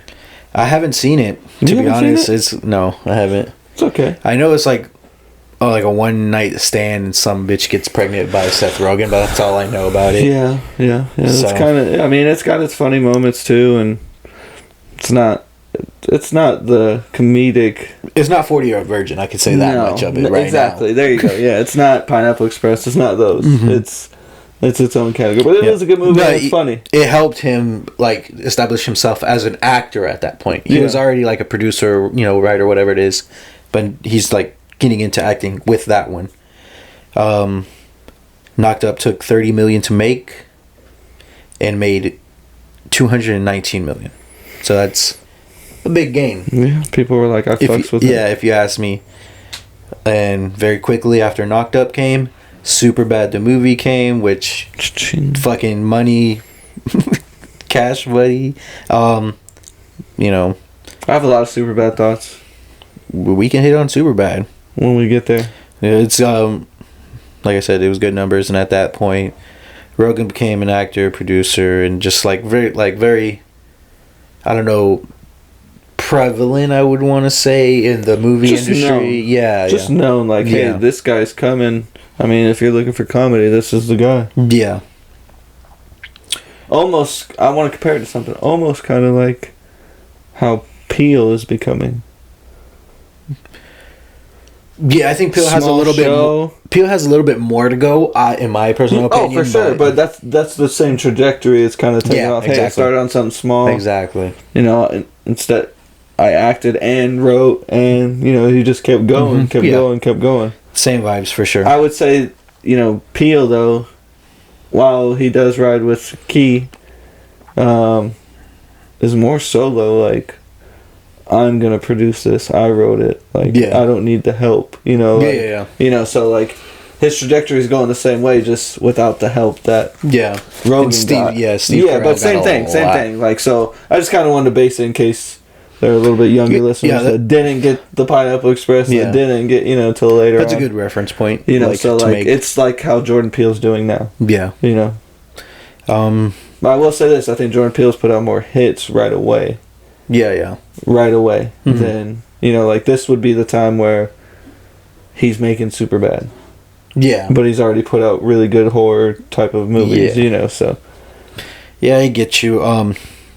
Really, from there is where he transitions into movies, or how he got into movies. I would say, and became like a household name. I would say. Yeah. From there, all I got is like Franco's was stories a one shit. Called James Dean, where he was cast in the role and lead role as James Dean. Yeah, dyed his hair blonde, learned how to play the bongos and guitar. Yeah. Smoked for the thing, like did everything that, or learned to ride a motorcycle, like really dove into the part. And that was kind of what took him off. Yeah. Was a show or a movie called James Dean. Yeah. So kind of similar. Fucks with that. You get that one role and you take off. And from here, I only got like 3. Maybe they teamed up because they're Jewish. 4. Yeah, that could be. And I mean, they met at an early age, and I feel like they have basically the same humor. So. Hey, I'm Jewish. Yeah, exactly. They have the same humor. Makes sense though, right? Yeah. Like from there, I only have like a handful of just random stories about that he kind of occurred throughout his whole career. Just random tidbits. Yeah, go ahead. Like I said, this is for me. It's ending on some bad stuff for Franco before we get to the movie. So let's save that for last. Okay. Let's keep the good vibe going. So according to Seth Rogen, while he was doing stand-up in Canada, early age, like young, Jerry Seinfeld comes out of nowhere, which at the time, Jerry Seinfeld was like huge. Mm-hmm. You know what I mean? During the Seinfeld show days, and even before that, he was like, he still is, I guess, a well-known comedian, like a legendary status, I would say. Yeah. In the comedy world. So he showed up and performed, just walked in and performed right before Seth, and he like fucking killed it. Like, yeah. To follow someone that was that funny is like a shit. It's hard. Like a shit. Yeah, exactly. It's hard. Yeah. Well, hey, let's bring it back to Key and Peele. Remember when Dr. King gave that speech? He's like, "How am I supposed to follow that?" Yeah. He pretty much touched on all my points. Yeah, and that's really the same vibes it's getting. Literally. What Seth Rogan had to say about it was, he annihilated it to a degree that I didn't even realize was possible. And I stood in the back hoping a light would fall on his head. I was enraged. I was thinking, this motherfucker, how dare he? This is a showcase for amateurs to secure a spot at the Canadian Festival for Comedies. And he's just going to show up and slap his 10-foot dick on the table and fuck everyone to oblivion. And so they got the same vibes, don't they? They definitely, I think he did, Seth, that is, got fucked in that situation, because if it was just secure a spot and to go after him, I mean, there's no way, like, people are going to think you're less funny just because the person... How are you even allowed to do that when you're Jerry Seinfeld? And that's what he said, too, is like, this is so fucked. I got At least save him for last. Yeah. Yeah. Not, no. Well, the thing in, like, it's weird, in the... Did he secure the spot, though? I don't know if he did or not. I don't know if... Well, he did win... Oh, bet. In one of those, but I don't know if it was that one. Well, you know what I let's mean? say it is. Yeah, we could say it was. He definitely... He won the award even after... Fuck Jerry Seinfeld. This probably was the acceptance speech. But, like, in the comedy world, if, like, someone is badass or something, like, if Dave Chappelle showed up in the comedy club in, like, Fort Myers or Naples, they're gonna let him go. I know. You know what I mean? He's like, nah, you know, we got a time schedule, guy. You know what I mean? That's not gonna happen. After John Lee. Yeah, that's not gonna happen. Let's hope so. So that's one. Another, I guess, funny moment. I think it's kind of weird, but Nicolas Cage. I know this one. You know this one? Yeah. It's so weird. Can I go with it? You go ahead. Just because I think this is the one you're going to say. Mm-hmm. So, during their time they were filming The Green Hornet. Yes. Not filming The Green Hornet. Like, but the ideas were flowing. They're interviewing people, basically, to see who can go. Yeah. Nicolas Cage, was considered. Mm-hmm. They went to his house, right? So, am I on the right track? So far. Okay. And they interviewed him, they were like, okay. Mm. He starts doing his thing, giving this monologue and everything. And by that time, they realize this motherfucker doesn't even know what movie he's auditioning for. He didn't read the script. Yeah. He didn't do anything. He sat there and kind of just was like, hey, did I get the part? Well, from what I got, like, Nicolas Cage, while he was, like, getting casted or something, he was also coming up with wild fucking ideas that, like, it's just like, this is not the good. He came up with a Caribbean guy that was white, which, Caribbean guys are usually right near the beach. Right near yeah. So he wanted to play that and be like a drug dealer type character, and that's what he proposed for that movie, for Green Hornet. Obviously, that's not what Seth wanted. Very awkward. He obviously didn't get the part, but later in a movie that Seth made called The Spring Breakers. Have you seen it or no? No. I haven't either. It has James Franco in it, and he quote unquote plays a Caribbean guy, gangster. That's funny. That's a drug dealer and shit. Well, Seth denies that he's not even Caribbean. He has like the corn rolls. So I guess that's... And he's got that accent? Caribbean. I don't know if I don't think he does have that accent, but maybe that's just enough for Nicolas Cage. Nicolas Cage said that he did. Stole my idea. Yeah, I heard that he tried to sue him, but it didn't really go anywhere. But... That's funny. Seth tried to almost got sued by Nicolas Cage. Damn. For Caribbean actor played by he did Franco. save America, though. No. He did? Oh, yeah. Yeah. National treasure, bro. He stole... To save. To save. What is justice? I'm going to tell that to the cops. Next time I steal. Do you know how many lives are going to be saved? Well, sir, If the paper got stolen, This were is lives Pokemon saved? cards. What lives are being saved here? The lives of those Jewish kids. Fair, I guess. Yeah. I think this is the last story. I could be wrong.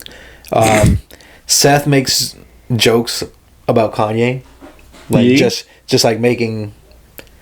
I wouldn't say over the top jokes or anything. I don't know. Yeah. But just he has joked about Kanye before, as so did everyone in the whole fucking world. People are still doing right now. You know what I mean? So one day He just took it personally. they ran into each other at a party, and because Seth didn't want, Kanye to freak out, like bug out on him. He's a fan, obviously, so he just like he went with, "Yo, what's up, Kanye? I'm a fan. What's up?"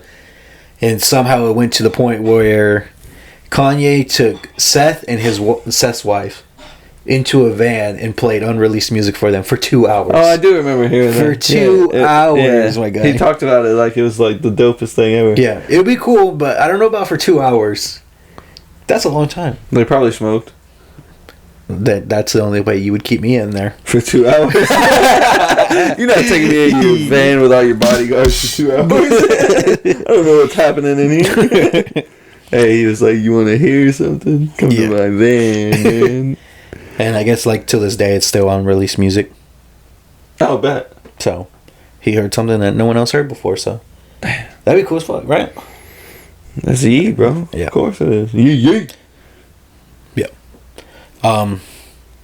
And one more, this is I guess pretty bad. It's not as bad, but one of Seth Rogen's movies did have controversy to it. Okay. Do you know which one? If you can think. Because once I say it, you're going to be like, oh yeah, for sure. What is controversial about it?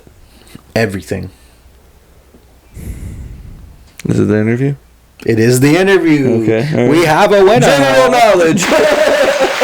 Didn't even look that way. Just had general knowledge of it. Yeah. So a ton of controversy went with making this movie, the production of this movie, releasing this movie, everything with this movie. The interview. Jim's in that movie. For real? Jim? Damn, I didn't know that. Oh, fuck you. Fuck you. I get it. Am I right? General knowledge.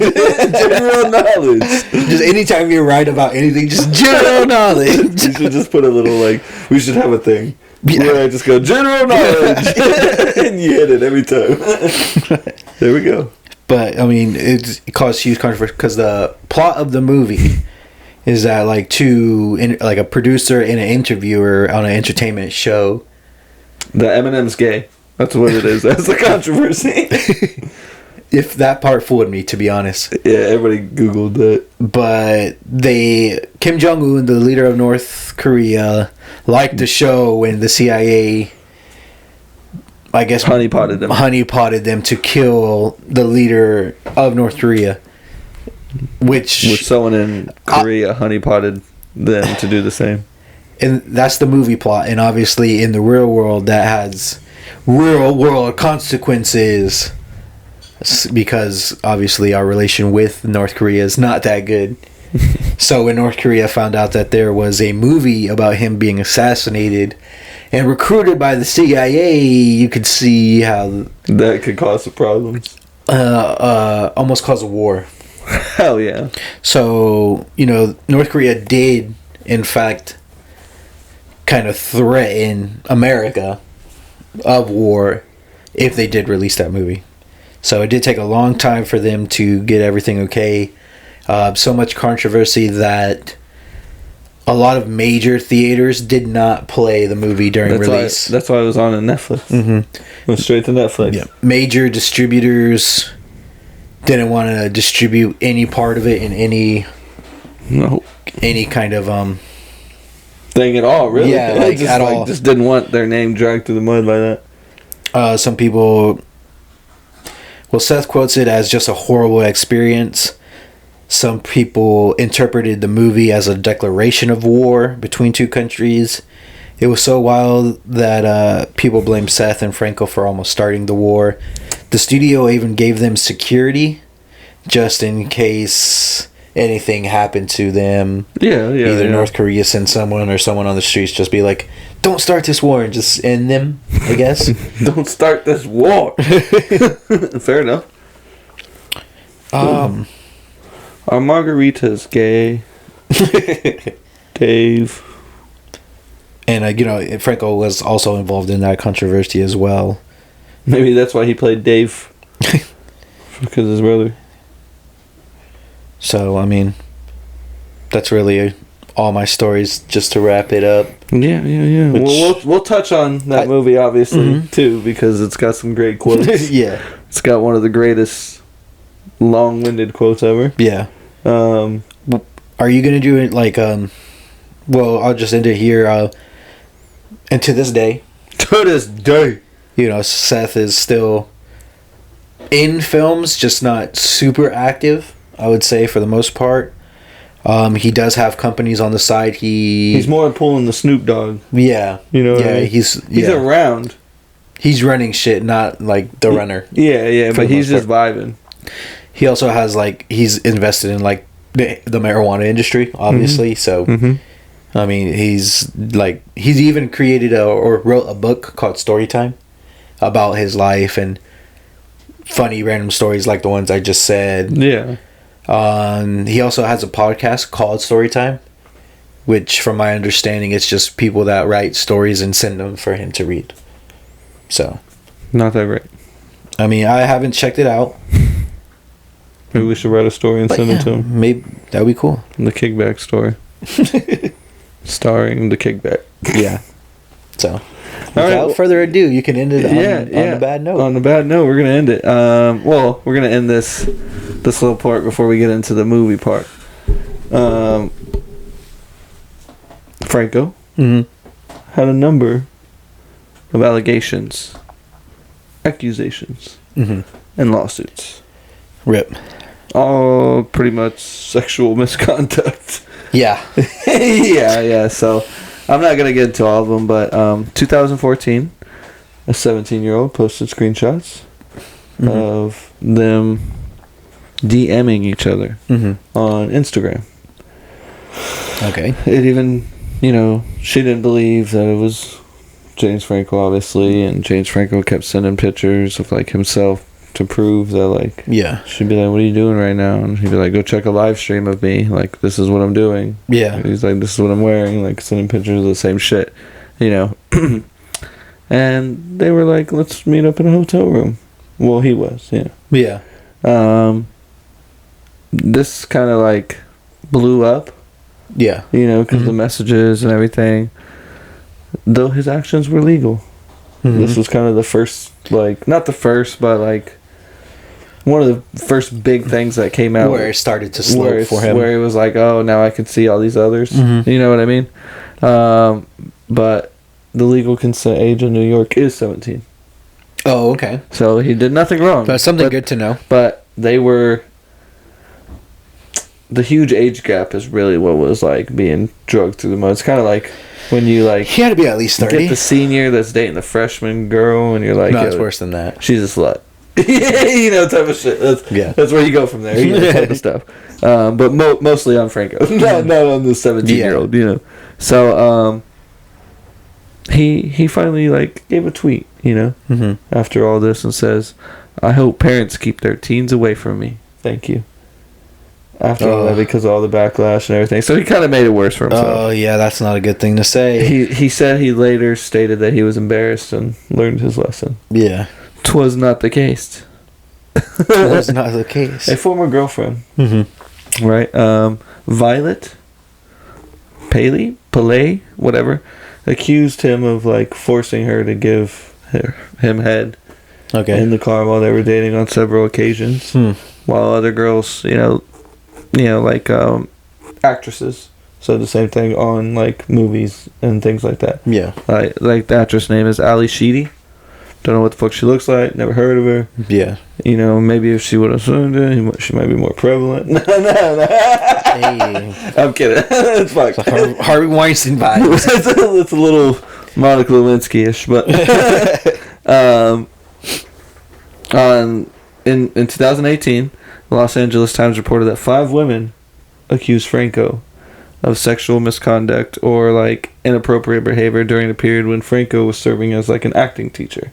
Oh yeah, he had a school. He had an acting Often school. said that they would perform sex scenes to get them ready. Yeah. And perform oral sex on them to like get their camera shy away from that. I get that. Yeah, you know, so he was in there. I read a little bit about that before coming on. He was in there for he had an acting school where he taught kids, and some people thought, or it was under the impression that if they did those things they had more of a chance to be bigger roles, casted, bigger roles, you know, the kind of cliche thing we see like in movies where it's like, hey, you know, like it's even in Scream 2, they're like, I fucked the director to get this to die, you know, like, you know, type of shit. So one of those type of things. The school's no longer operating either. no. Even Boosie, I want to say it's Boosie, Bessie, whatever. The rapper? She was Boosie, Lil Boosie. Yeah, I don't know where this could go. One of the girls on Freaks and Geeks even accused Franco of like shoving her to the ground and like being on top of her and like performing like things like that without going too far. You know, that one's a little bit more unbelievable to me. That one. I mean, the other ones I feel like have more grounds than that. Yeah. I mean, what was Franco in that situation? It was in a memoir that, you know, it wasn't like she was like, trying to like hurt this guy, but she wrote it in a memoir, and because of all the other things. Yeah. You know what I mean? You know, the next year after that, 2018, 2019, two former girls kind of came out and said, you know, allegations about this, you know, from the same school. And, you know, they had a lawsuit, and it was just settled in 2021, where Franco ended up paying $2.2 million. Yeah. To two different parties, to the two girls and 5 other students as well. You know, that's kind of like pretty wild that Franco was taken advantage of, because it's kind of hard not to believe when so many come out, and you had a school like that. I think it's believable. I definitely think it's believable. But do you believe it? Yeah. I kind of do. Me too. Yeah, I'm there too. What doesn't help Franco, like, especially in public opinion, is that I'm not gonna say all of his roles, but a lot of his roles are very like sexualized and either drugs or money and always bitches kind of thing. So it's just like you could see it. You're not surrounded after the acting. Yeah. Easily. Especially with the stuff too that the people from the school accused him. I can definitely see that. Oh yeah, easy. That's the most believable one, honestly. The last one is actor Charlene Yee. Y-I. I don't know. Okay. Yee, who worked with Franco on The Disaster Artist, claimed that in April 2021, after trying to quit the film over allegations against Franco, that she would be offered a bigger role. Damn. Man. She took that as bribery and was as you should. You know. And longtime co-star Seth Rogan, who also worked on the show, might have been the producer of that one. Yeah. Enabling his behavior. It's 2021. A month later, Rogan commented on the allegations against Franco, expressing doubts that he would ever work with him again because of the actions that were happening. He was taking. I was gonna slide that in there too. You know, so it's almost like some Bam, Steve-O and them type of shit, like, hey, clean your shit up. Yeah. You know, like, or we can't do this. And as far as saying like Seth is an enabler, I can see that him letting it go in the movie if he's the producer. I wouldn't say him letting it go. I can see why Franco said, if you do this, I can get you a bigger role, because all he has to do is talk to Rogan. Yeah. But even I'm not saying Rogan did or didn't know, but if he didn't know and just gave her a bigger role, then I wouldn't consider that enabling, just not in the know. And I mean, Franco could easily manipulate Seth per se, just be like, yo, I think creatively, I think we should go this way and it'll be a good idea for this, and just, you know what I mean? Yeah, and it doesn't really specify of anything about it. But I don't see Seth Rogan being a type of person that would partake in that, and especially what I would say, stick around that. And yeah, that's why he's got too himself. big of a career. Yeah. As a producer. Mm-hmm. Yeah, that if they find out you're doing that in movies, then girls aren't going to want to work in that type of movie. Yeah. You know. But if you want to know more, honestly, Franco broke silence last year. Yeah. And talked about all of it on a podcast, the Jess Cagle podcast. Mm-hmm. So if you want to hear all about it, you can go listen to that over there. I'm sure it's on all major platforms. We can't tell you that, but again, you know, that's the two in a nutshell, all the way up until their movies together, which we're going to talk about next. We're going to go through their acting careers, their credits, like producer credits. Yeah. Franco's even got some music under his belt as well. You know, we're going to go through that real quick.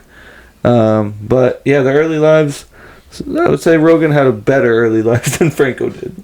Yeah, well, I mean, he didn't grow up rich or anything like that. Maybe. No, I don't mean like that. I mean like out of trouble wise. Out of trouble wise, he had for too sure. much trouble, like Franco's. Yeah. Yeah, but he was also a big actor. You know, I also said that Freaks and Geeks and James Dean. Well, James Dean helped him land Superman. No, Spider-Man. Sorry, the role in Spider-Man, which he auditioned for Spider-Man, Peter Parker. But instead was given the role of best friend. Yeah. You know, which he stuck around for all three and, you know, became a villain. Yeah. So, I mean, he was a great actor in that. He was. Yeah, we didn't even know we were watching Franco. Pretty good actor, and, like, Seth is usually, I think, painted in the comedic role. And Franco in a more serious role. Yeah, dramatic. Not that I look at, I mean, Franco can be funny, but he is more dramatic. It's literally the Will Ferrell, John C. Reilly combo. Because John C. Reilly's the same way. He's more of a dramatic actor, like in dramatic roles. Yeah. Than a funny role, but can do it very well. Yeah. They're pretty much the same mirror imaging, you know. You know, minus a couple things from Will and Seth, but still, you know. Yeah. We like to compare stuff. At least I do. Yeah, relatable. Yeah, very relatable. So, you got anything else on that before we take a quick break? And we'll get into their movies after. No, I think we hit everything. Yeah, pretty good. Early lives and troubles and some good stuff and not so good stuff. Yeah, So. it's just life in general. Yeah. Because that's what life is. Before the main dish that's about to be served. So hopefully there's some nice appetizers for you. Yeah. Yeah. All right. Well, we'll be right back, guys. Yes, sir. And we'll get into their movies and our favorite stuff about it. Yep. Hey, welcome back to this long episode. We'll say that for sure. We're going to talk a little bit on just like credits. We're not going to spend too much time on it, maybe 15, 20 minutes altogether. Then we're going to talk about the movies and then we'll get into our draft and everything else. So, acting credits for James Franco start kind of early with, you know, Pacific Blue, 1973, a little TV series and movie, you know, just some nobody roles, you know. Literally, you know, and Freaks and Geeks is the first real big one. Then in 2001, he lands James Dean, one of the biggest movies I did talk about, you know, already. Which simultaneously while landing that also is doing Spider-Man. Oh yeah, Spider-Man. Yep. So that was good movie. Yeah, everybody loves Spider-Man. Everybody's seen Spider-Man, you know, which led to him doing other big movies. He did 4 or 5 more that year that he just starred in, right? Called The Blind Spot, Deuces Wild, The Car Kid. It was a short. You Always Stalk the Ones You Love. Mother Ghosts. He played a skateboarder guy, actually. Shouts out. And City by the Sea. And Sunny, where he was Sunny. Okay. So he landed a lot of roles. I wouldn't say all of them took off, but he was in a lot of movies. No, not a lot of them took just off. in 2002 alone. Oh, so I would say that could be the early peak. I wouldn't say it's his apex or his climax, you know, but it was an early peak. Okay. Then after that, he does Spider-Man 2. Shouts out. Okay. The Ape. Oh yeah. The Ape. Okay. I forget about that shit. That shit crazy. The Great Raid. You know, just another couple fucking nobody that people don't. Yeah, there's no reason to hit all of them, to be honest. No, and I'm not. Like I said, I'm just trying to lead into it. Yeah. Then, the first one that you'll... More common kind of thing. Yeah, it kind of starts this one. It's called Interview. Not The Interview. Oh, okay. Interview in 2007. What a rip. Yeah, it kind of starts going up from there because he's in Knocked Up as Soul. Not credited, though. He's uncredited in it. For what? Knocked Up. He plays Soul. Oh, really? Soul. S-O-L. Never seen the movie, so... Then, that same year, Spider-Man 3. The New Goblin. The new... Yeah, that's when he... Yeah. Mm-hmm. Which was a pretty cool moment, I think. Yeah. A video short starring, our boy, or our chick, Mila Kunis, Jackie. That's what's on up. that 70s show. Shouts out. Called The Hills with James Franco and Mila Kunis. Kind of want to see it just to see what it is. Yeah. That was this 2007. Now 2008, we got Pineapple Express. Boom. All right, that's the only one we need to mention from 2008, to be honest. Another big one for him is actually called Milk. Milk? Never seen it, don't know what it's about, but it's called Milk. Mm-mm. It's like one of the big movies everybody kind of is like, oh shit, like, that's dope. You know, like, gave a great performance type of shit. Okay? Then it pretty much leads into him doing, 3 years on General Hospital. Big TV show, you know. I'm guessing as a... Doctor? I can't say I watched it. Secretary, maybe? Could have been something. Alright, leads to 2012 Spring Breakers. Okay, there you go. And, The Color Time, Hollywood Heights, just a lot of, again, random things. He's got a lot of credits. He's in there, but I think it's 267 credits he has. Yeah. That's a lot. Yeah. Then it goes to This Is the End, 2013. Shouts out. One of our favorite movies. Yes, sir. To this day. To this day. Literally keeps going. James Franco, this is a music video short. James Franco and Seth Rogan, round 3. 2013. I kind of want to see what it is. You know what I mean? Just to be in there. Yeah. And again, multiple movies all the way through. Pretty much into, I don't know if you've ever, seen this, Nick. It's one of my favorite movies. I don't know about you. It's called Sausage Party. Fuck that movie. Yeah, just because you you always say that. In 2016. That movie ain't right. And again, some more just from then on out. He was the narrator in The Labyrinth. Yeah. In 2017, which was actually a pretty decent film from what I've heard. Yeah. It's pretty straight. Oh, so you've watched it? Yeah. Yeah. Once. Okay. Hey. And then a bunch of, again, Saturday Night Live, pretty big. Other than that, it's just a bunch of random credits, Yeah. And, yep. And that's kind of pretty much where it ends. Yeah. I mean, he's got... What else you got? A little bit more, but it's not really anything. You know what I mean? So, tons of credits. Like I said, he's in probably 267, I think it was, actual movies, shorts, got credits for acting in. So he's been in a lot of shit. Yeah, for sure. And we've only known him in about 3 movies. You know what I mean? Honestly. Yeah, give or take. Give or take, so it's a pretty big acting career. He's pretty prominent in the acting world, even with all his blemishes. Yeah. Really? People know him and still revere him and everything like that. So why don't you go ahead with yours for all right? So for Rogan. I'm gonna run mine through with Rogan, Seth Rogan. We got Freaks and Geeks in the 90s and 2000s. Undeclared was another TV show. Anchorman: The Legend of Ron Burgundy. 2004. Shouts out. That was a pretty good movie. I mean, forgot about Anchorman. Will Ferrell. Shouts out. Next we got Wake Up, Ron Burgundy, which I guess is just a video. Probably, yeah, a little short. Oh, short. Okay. Then we got obviously the 40-Year-Old Virgin, 2005. You Me Dupree, 2006. Next one is Knocked Up, 2007. The ones that I know of, at least. Shrek the Third, shouts out.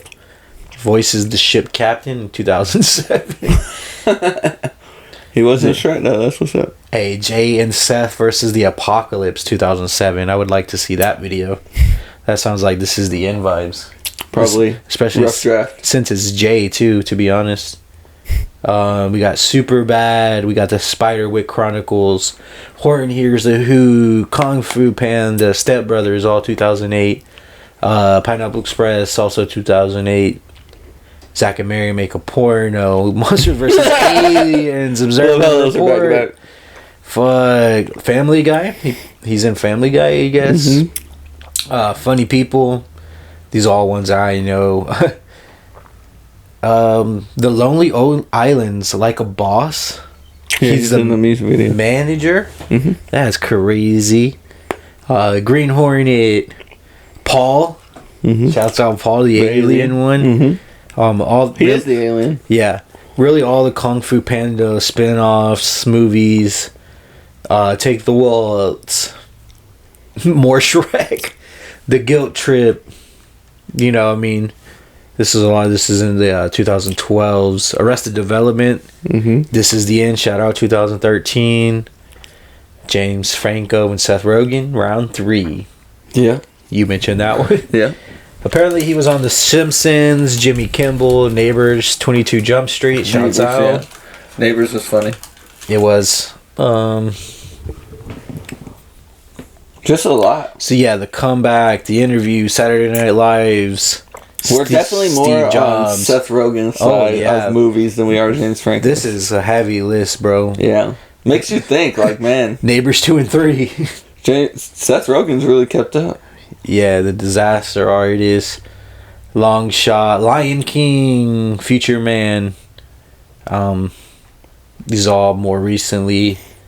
Muppets, I guess. Muppets? Muppets? With hey. That. I fucks with that. I remember when Muppets was coming out. Curb Your Enthusiasm. Wow, that's crazy. Yeah. And I mean, there's a lot more. It's becoming more and more unknown. But we're Chip and Dale Rescue Rangers, 2022. That's new. I mean, really, it don't look like he's stopping. No, just smaller roles. It goes up to 2023. Yeah, just smaller roles. So I respect his side more than Franco's side. Oh yeah, I like that side a lot more. It says a lot about us, huh? I mean, yeah. I don't know. Well, for sure, I think that list is definitely heavies. So, yes, sir. We're not starting, but we're starting. Oh man. So okay, I'll just lay it like this. Our draft is gonna be about movies that these guys have been in. Yeah. Whether it's together or not. Right? Yeah. Just all out there. So we're gonna talk about our favorite movies that they're in together right now. Okay. While some of them may be in the draft, we just want to specify that it's separate. You know, we're just gonna touch on them together. Just funny movie moments of funny them. movie moments, their chemistry together, like just things like why they're so good together. Yeah. So just to clarify there, you know. Okay, yeah. You know, because makes sense. When they go to the draft, they're maybe like, they just fucking did this. Yeah. Well, no, we didn't. We'll have to dial it down in the draft a little bit. Yeah. Especially if we're gonna hit it. You know? That's what I'm saying. So, with that being said, what's your funniest movie of these two? Like with both of them in? Funniest. Not your favorite. Your funniest. But with both of them in? Like together? Yep. Okay. Mm-hmm. Obviously, This Is the End. Okay. I think This Is the End tops Pineapple Express, and I think it tops... what is the other one? The Interview? Yeah, I think it does. Okay. In my opinion. Yeah, for sure. But also, it also has a lot more other people in it. You know what I mean? It's Craig not Robinson, just like Danny McBride. Yeah, it's not a duo part. It's a whole kind of squad in there. So that might be why it's the funniest for me. But yeah, for me, that's the one. The one. Yeah, I'm in there. The funniest for me is probably The Interview. Yeah. The Interview is pretty good. It's got a lot of funny parts. Mm-hmm. You know, like I said, like I think, and like you say, like The Interview and This Is the End are like 1A, 1B for me though. Yeah. You know, like, and then Pineapple Express is more of a story, not like a supreme straight comedy. Yeah, it's not. It's funny. Don't get me wrong, but I think these are trying to be funny. These two movies, yeah, and they like have more funny dialogue than just random dialogue. I agree. You know what agree. I mean? So like that's what. That's why I'm picking The Interview. And a close second. This Is the End. Oh, okay. Yeah. I mean, you're like flip flop. Yeah. Okay, so funny wise. Now your favorite one of these guys. Your favorite? I'm gonna have to go with fuck, I know we just said it. I'm fucking throwing a blank. The Interview? No. Or there's the plot one. Pineapple Express. There we go. Pineapple Express. To me, that's the one that is most rewatchable. So I would say my favorite one in that regard. Most rewatchable. I will say that too. Yeah, right? Yeah, for sure. Definitely most rewatchable. My favorite though is This Is the End. Hey. It's just because of Jonah Hill. Just being an asshole. We get Jay some water. He's thirsty. Stop yelling at him, guys. Jay's having a rough day. It's the end is pretty fucking funny. I like that one. Really, really funny. And just, is it compelling, Jay? Is it? One thing I like about... not that compelling. Yeah, I'm not that compelled. One thing I do like about The Interview is that foreshadows.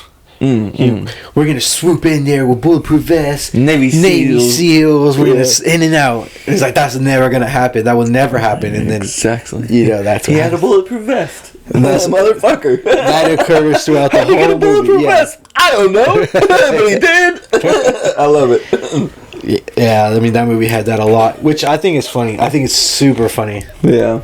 So you're hearing some funny things. Yeah, right now. very funny. I don't want to say most controversial because we already know which one that is. Was The Interview? Yeah, obviously. How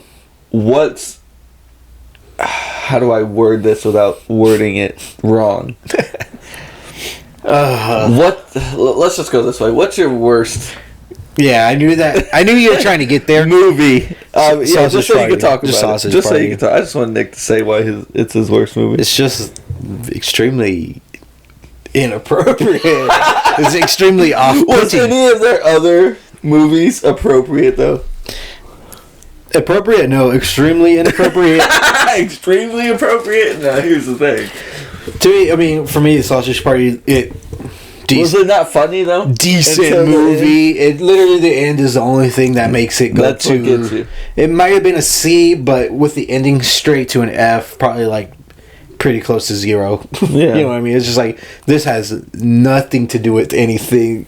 It's just really I mean, the concept of the whole movie is kind of stupid to me anyway, but it's love. It's a love movie between a bun and a hot dog. So stupid. Yeah, and then the gay whatever they are. I don't remember. Like, fuck this. It's a great movie. If anybody hasn't seen it, it's really not. It's a cartoon. Show it to your kids. Yep. PG, you know. I dare you. I dare you. So don't show it to your kids. It's a big orgy at the end of all the food. It's pretty. It's food. Which is their argument, which is weird. Like, well, this ain't disgusting. We're food. You're just a pervert. Bitch, no. Bitch, no. No hot dog does this. The bagel and the French pastry is just the Klay Thompson bagel. It's just no. That's who you are. The Klay Thompson burrito guy. Whatever he is, he's got the Klay Thompson I definitely don't remember any of the characters on that shit. I'll show you. Thank you. I'll show you specific scene. Yeah, I mean, I guess the worst movie for me that they're in is Knocked Up. I didn't care for it. James Franco's never seen it and everything, but I just I never seen it, and I don't want to. Comedy than anything. Yeah, and that while it had comedic moments wasn't that comedic. You know what I mean? To me, I don't think it holds up against time for sure. Yeah. I mean, other than that, favorite quotes from any movie? What's your favorite quote from all of them? Pineapple Express. Is your favorite quote?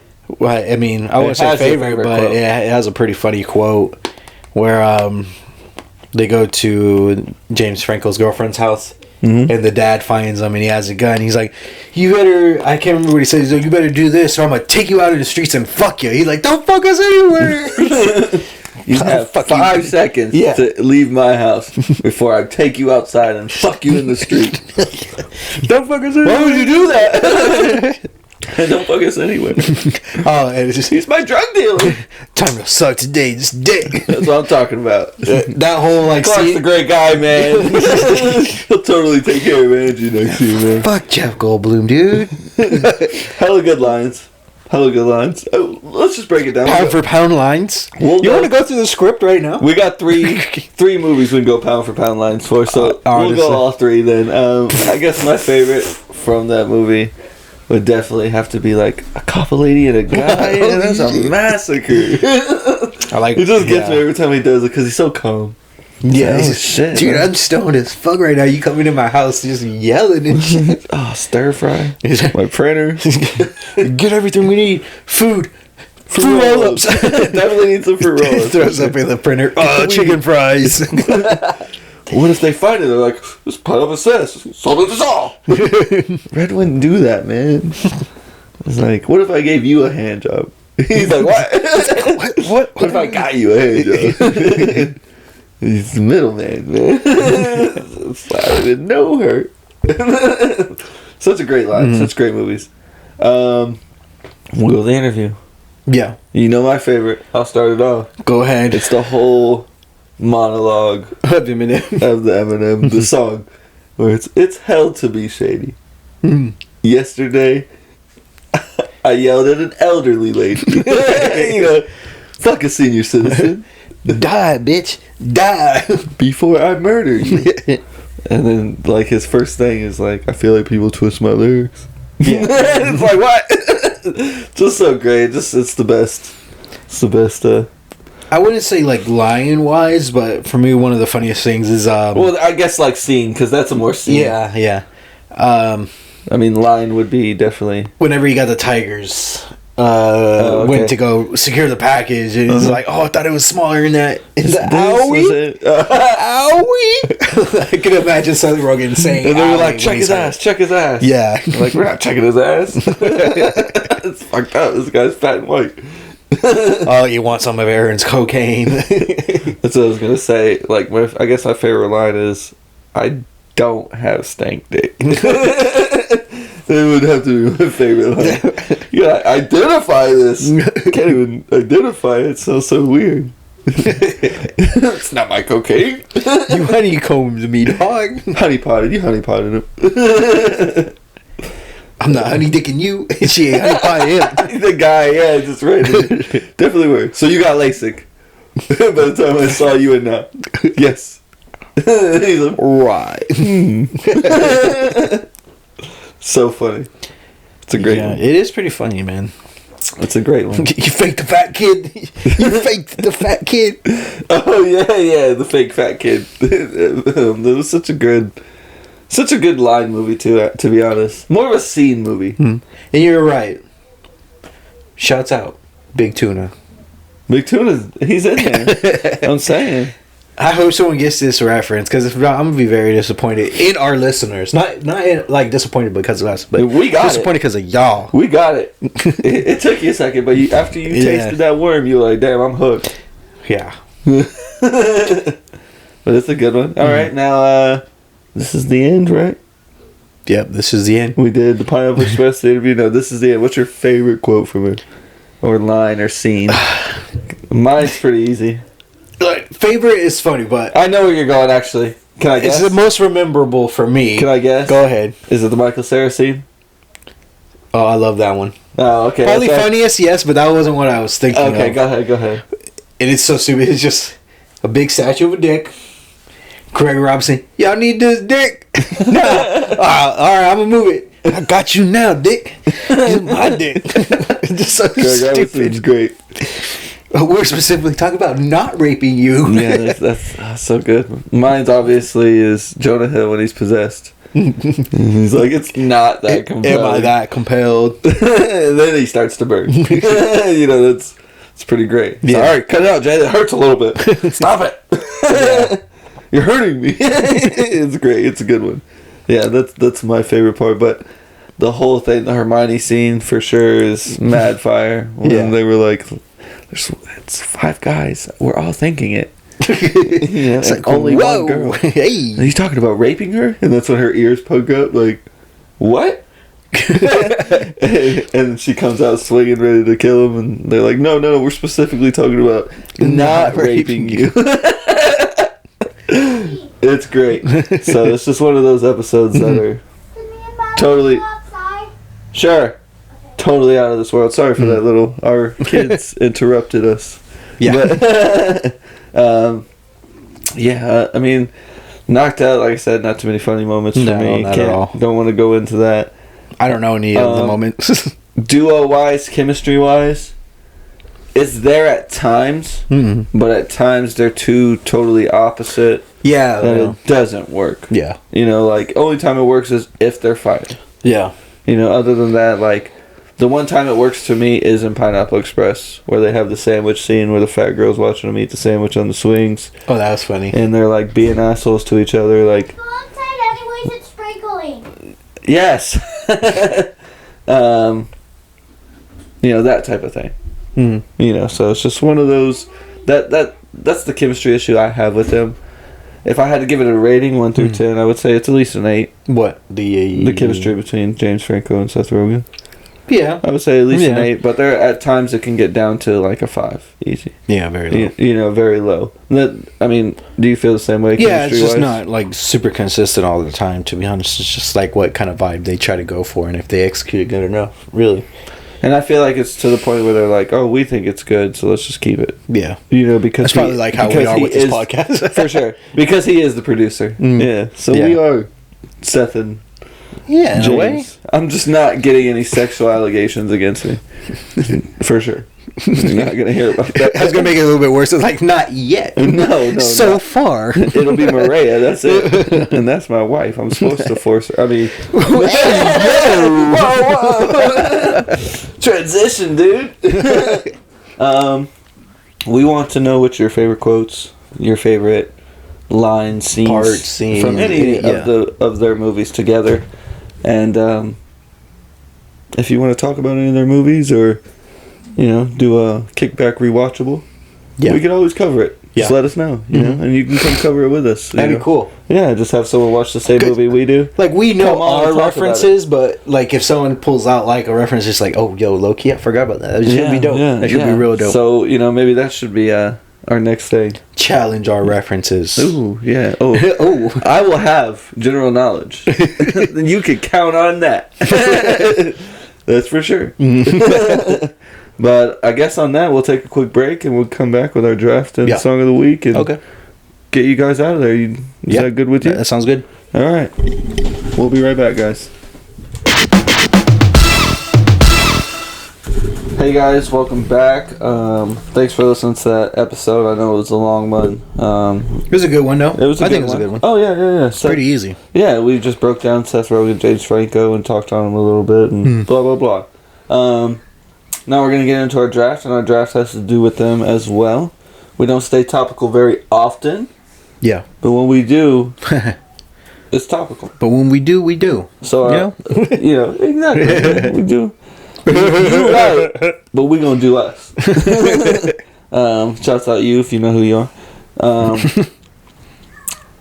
So the draft this week is movies, your favorite movies. Top 5. Top 5. That Seth Rogen and James Franco have been in. Not together. Just been in. So it could be... Just had to do anything with. Really. Yeah, exactly. So, we're going to draft our top 5 and... Yes, sir. See where it goes from there. So, you ready, sir? 1, 2, 3. Fucking paper, man. Whoosh. Okay, for me, first one, I'm going to go with Spider-Man. I knew that. Yeah, I knew you were going to take the first one for me. So. Wait, what? I knew you weren't going to take the first one from me. I didn't think I was. Because it was going to be Spider-Man for you. I kind of knew that. Mm-hmm. So I just... And I knew I wasn't taking it from you. Yeah. Yeah, I Good didn't think movie. so either. I always watched it. Especially when I was little. Yeah. Never really got into the superhero I would thing, go with but- the series if I can. Yeah, we'll put that as a stretch. You know? All three? Yeah, no. I mean, I get that too, yeah. What one would you pick? Which one would you pick specifically? For me, the hardest... It's hard to pick. It'll be between the first one and the third one where he actually turns into... Evil. The Green Goblin guy. Mm-hmm. I had to go with 3 when he actually does turn, because I think in a lot of shit, especially like Star Wars, I like that Anakin like flipped to Darth Vader type vibes. Yeah. So that's just dope. That's what's up. So I'm gonna go stay on brand. Yeah, no. Whenever he flipped and became a bad guy too. I feel that. Right. That. Yeah. I like that. Okay, go ahead. Okay. First one. First one. You know, just for you. I'm gonna go Sausage Party. Okay. Just for you. You can. My number one. Next favorite movie. That's where You bastard! That was mine. That's what we're rewatching. Sausage Party. We're gonna talk about it. Hey, we got pretty close to watching something similar to that. Would you? I was gonna say, would you rather watch Sausage Party or the Food Wars anime? Is there a death or? Nope. One or the other. Fuck yeah. Which one would you pick? I guess I would have to go with Sausage Party, to be honest. Just because you've already seen it. Yeah, I know what I'm getting myself into. It's just the last 10 minutes is orgies, not every time they take a bite of food. I feel that. Number 2, sir? 2. Man, It's tough, ain't it? it is tough. I want to go with series again because Planet of the Apes series was great as fuck. It was good, but I'll go with the first one. First Planet Yeah, of the Apes? where it all began. Where it all began. Are you sure that wasn't the third one? Where it all began. You know how they be doing that. This ain't Star Wars. Fair enough. They start off with 4, 5, and 6. What the fuck? You know, I low key knew you were gonna go this way. All the They're good actual movies. good movies. They're good not movies. the comedic, ones that we know. Yeah. And I knew you were gonna go that way. Well, they're on my list. You know. Number 2 for me. Probably Neighbors. Yeah. Pretty funny. It is pretty funny. Pretty funny. Pretty rewatchable too. Yeah, it is. Yeah. What's that dude's name? Zac Efron. Zac Efron. I was gonna say the High School Musical guy. Yeah, plays basketball. Yeah, him. It's a good movie. It's pretty funny. Mm-hmm. I definitely watched it before. I don't have heavy references on it, but No, me neither. But it's a good movie. It's pretty good. I enjoyed it, and it wasn't like the comedy of Pineapple Express or This Is the End. It was more of an actual situational comedy. yeah. You know what I mean? Most of that situation doesn't happen, but it's situational comedy, and I enjoy that. Yeah. 3 for you. 3 for me. Superbad. This is where I'm diving into. Fuck it, he in there. Yeah, He in there. This is where I'm diving into this too. Yeah, Superbad is great. Yeah. Can we just talk about Rewatchable too? So rewatchable. I have a lot of Superbad thoughts. If that's ever Superbad thoughts. I need help. I didn't get that. It's just a real good moment with him and the cops. Because he is a cop. Oh yeah. Him and Bill Hader. And my favorite part of that with them is when McLevin's like, "What's it like to have guns?" He's like, "Well, McLevin, it's like having 2 cocks. If one of your cocks could kill somebody." And then he gives him the Rogan laugh. Yeah. It's real good. Real good. Man, I was gonna say something, but I forgot. Superbad. Yes, with Superbad. From what I hear, that's how I guess life was back when they were growing up. That's how the kids at school lived and like how they wanted to party and all that type of shit. Just think, we were like, if we would have been that age, it was us in middle school. Yeah. You know what I mean? Yeah, yeah. That was that kind of age, like, frame that they were trying to put it in. I know it was supposed to be the 90s, but, I mean, that stage is not that different. Yeah. You know what I mean? Yeah. Like, that's kind of how it was. I remember actually talking on phones until you get to the person right there talking on the phone, finish it, and then hang Yeah. Like, that was the best, like, mobile phone era, was when, like, you would call someone instead of text them. You know what I mean? Like, best era. Like a three-way call is where it was we at could for get me. the homies on. Hell yeah. I fucks with that. I fucks with that. Right. Superbad's a high lottery pick in the third round. That's It is, That's right? great. I That's was great like, value in the third round. Yeah. I'll Yeah. say that. I got one in the chamber that I don't think that you're going to pick. One on the chamber. Yeah, it's a pretty good one. It's going to be my next one. Okay. All right. Tread lightly. Well, I mean, if it's one of the two you don't think I'm going to pick, then I'm going to have to go 40-Year-Old Virgin. Okay. Seth Rogan produced it. Yeah, he you're had right. his hand in it. Yep. Yep. So, just for our boy Steve Carell, Michael Scott, Michael Scarn, Michael Scarn. just remember, he's captivated a man that captivated many men. Wow. Wow. Just like his quote where he put, like, you miss 100% of the shots you don't take. Wayne Gretzky. Yeah. That's Michael Scott. Yeah, Michael Scott. Like, I said that also. I quoted the guy that quoted it. For sure, right? Yeah, so I just love Michael Scott. He's a character. He's great. So I'm giving that to even though Michael Scott is fucking Office, I'm not even talking about the Right. 40-Year-Old Virgin character. But References. yeah, just because of that. Yeah.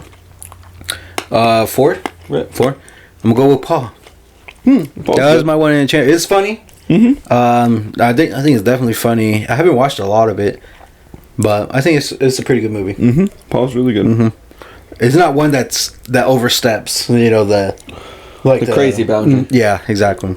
Yeah, I'm there on that. That was your 4, right? Yeah, I would say my list, you know, top 5 is definitely a rewatchable list. You know what I for mean? sure. Some Sausage Party is not. Maybe for you. Sorry, guy. My number 4, obvious, This Is the End. Great movie. Super rewatchable. Very funny. We don't have to stay on it a lot. We just did. Yeah. You know, but yeah, easy rewatchable. Yep.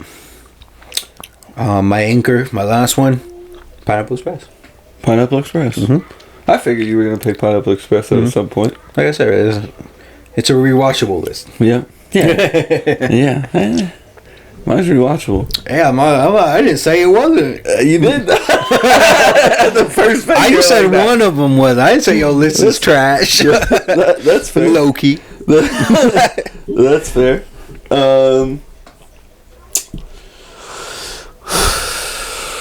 Last one. I know. I'm trying You gonna to pick a good one, or you gonna I'm stay on brand? I'm teetering here.